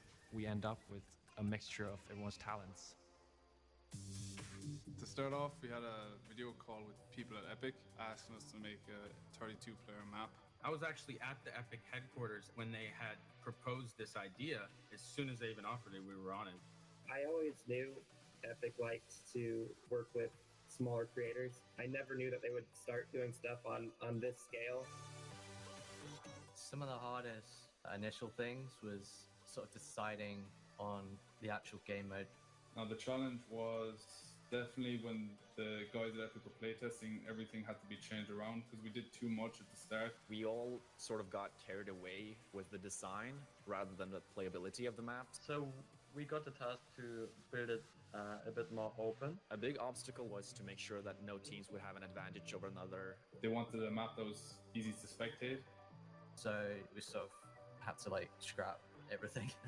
We had to completely destroy the map multiple times. When you have to delete, your work, there's obviously a little bit of, pain. Even though we destroyed the map, we were still so excited and eager to see it come to life that we just kept going. It was really amazing to see how far the map has come.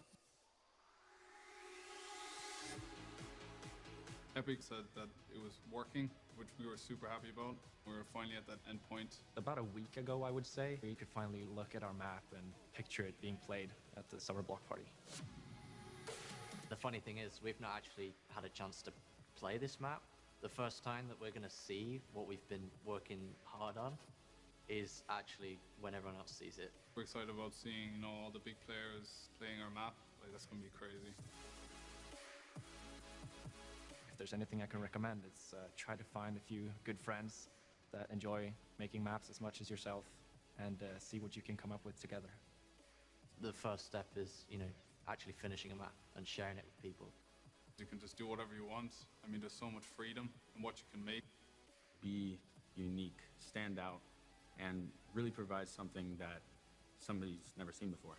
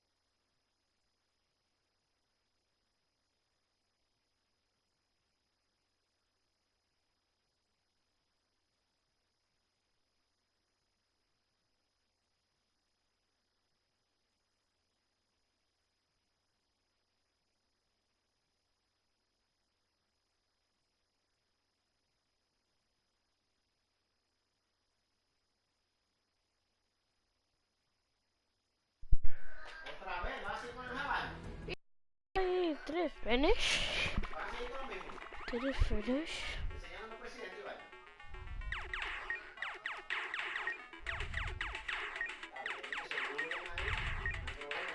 Stream, you still there? Oh my god, Stream. You are still there. Yeah, but on free if I could try to.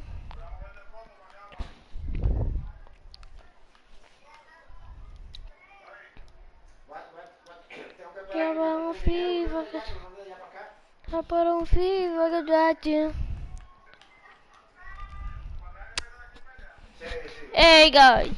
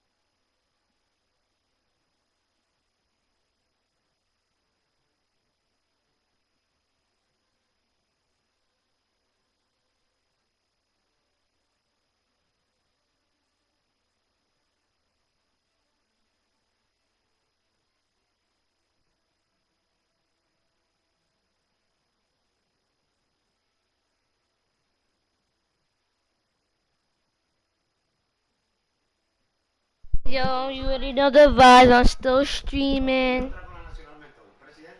Isaiah. To Isaiah. Isaiah. Isaiah. Talk louder. Your mic is so trash. Is it? It's like it don't even sound like. Check my live stream and check how you sound. Check how you sound on my live stream. Is it good? Nope.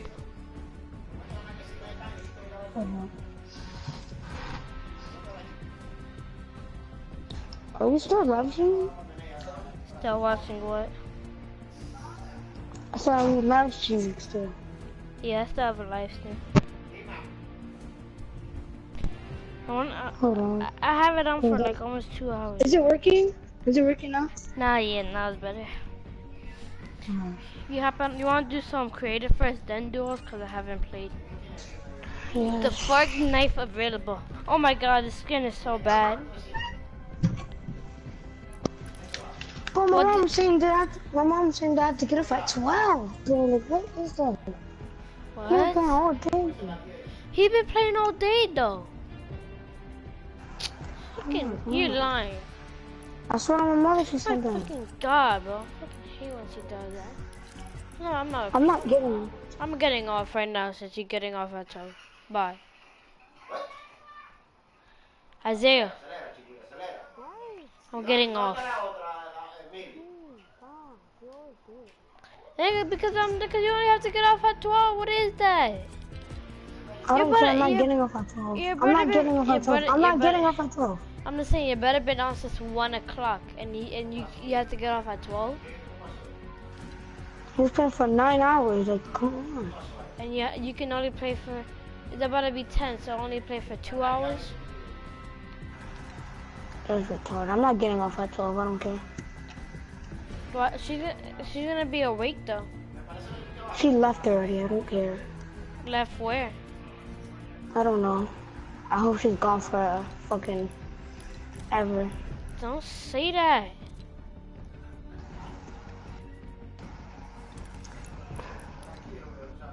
So I think I'm gonna end the stream right here, guys. I don't know.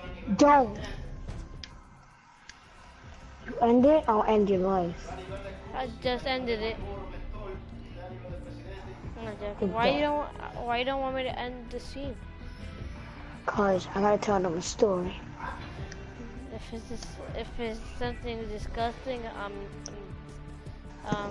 ending it, or something that didn't actually happen. If you guys have a mom like mine, kill her. Alright, I'm done in the stream. Yeah, this is done in the stream. Never listen to him. He just mad. He's a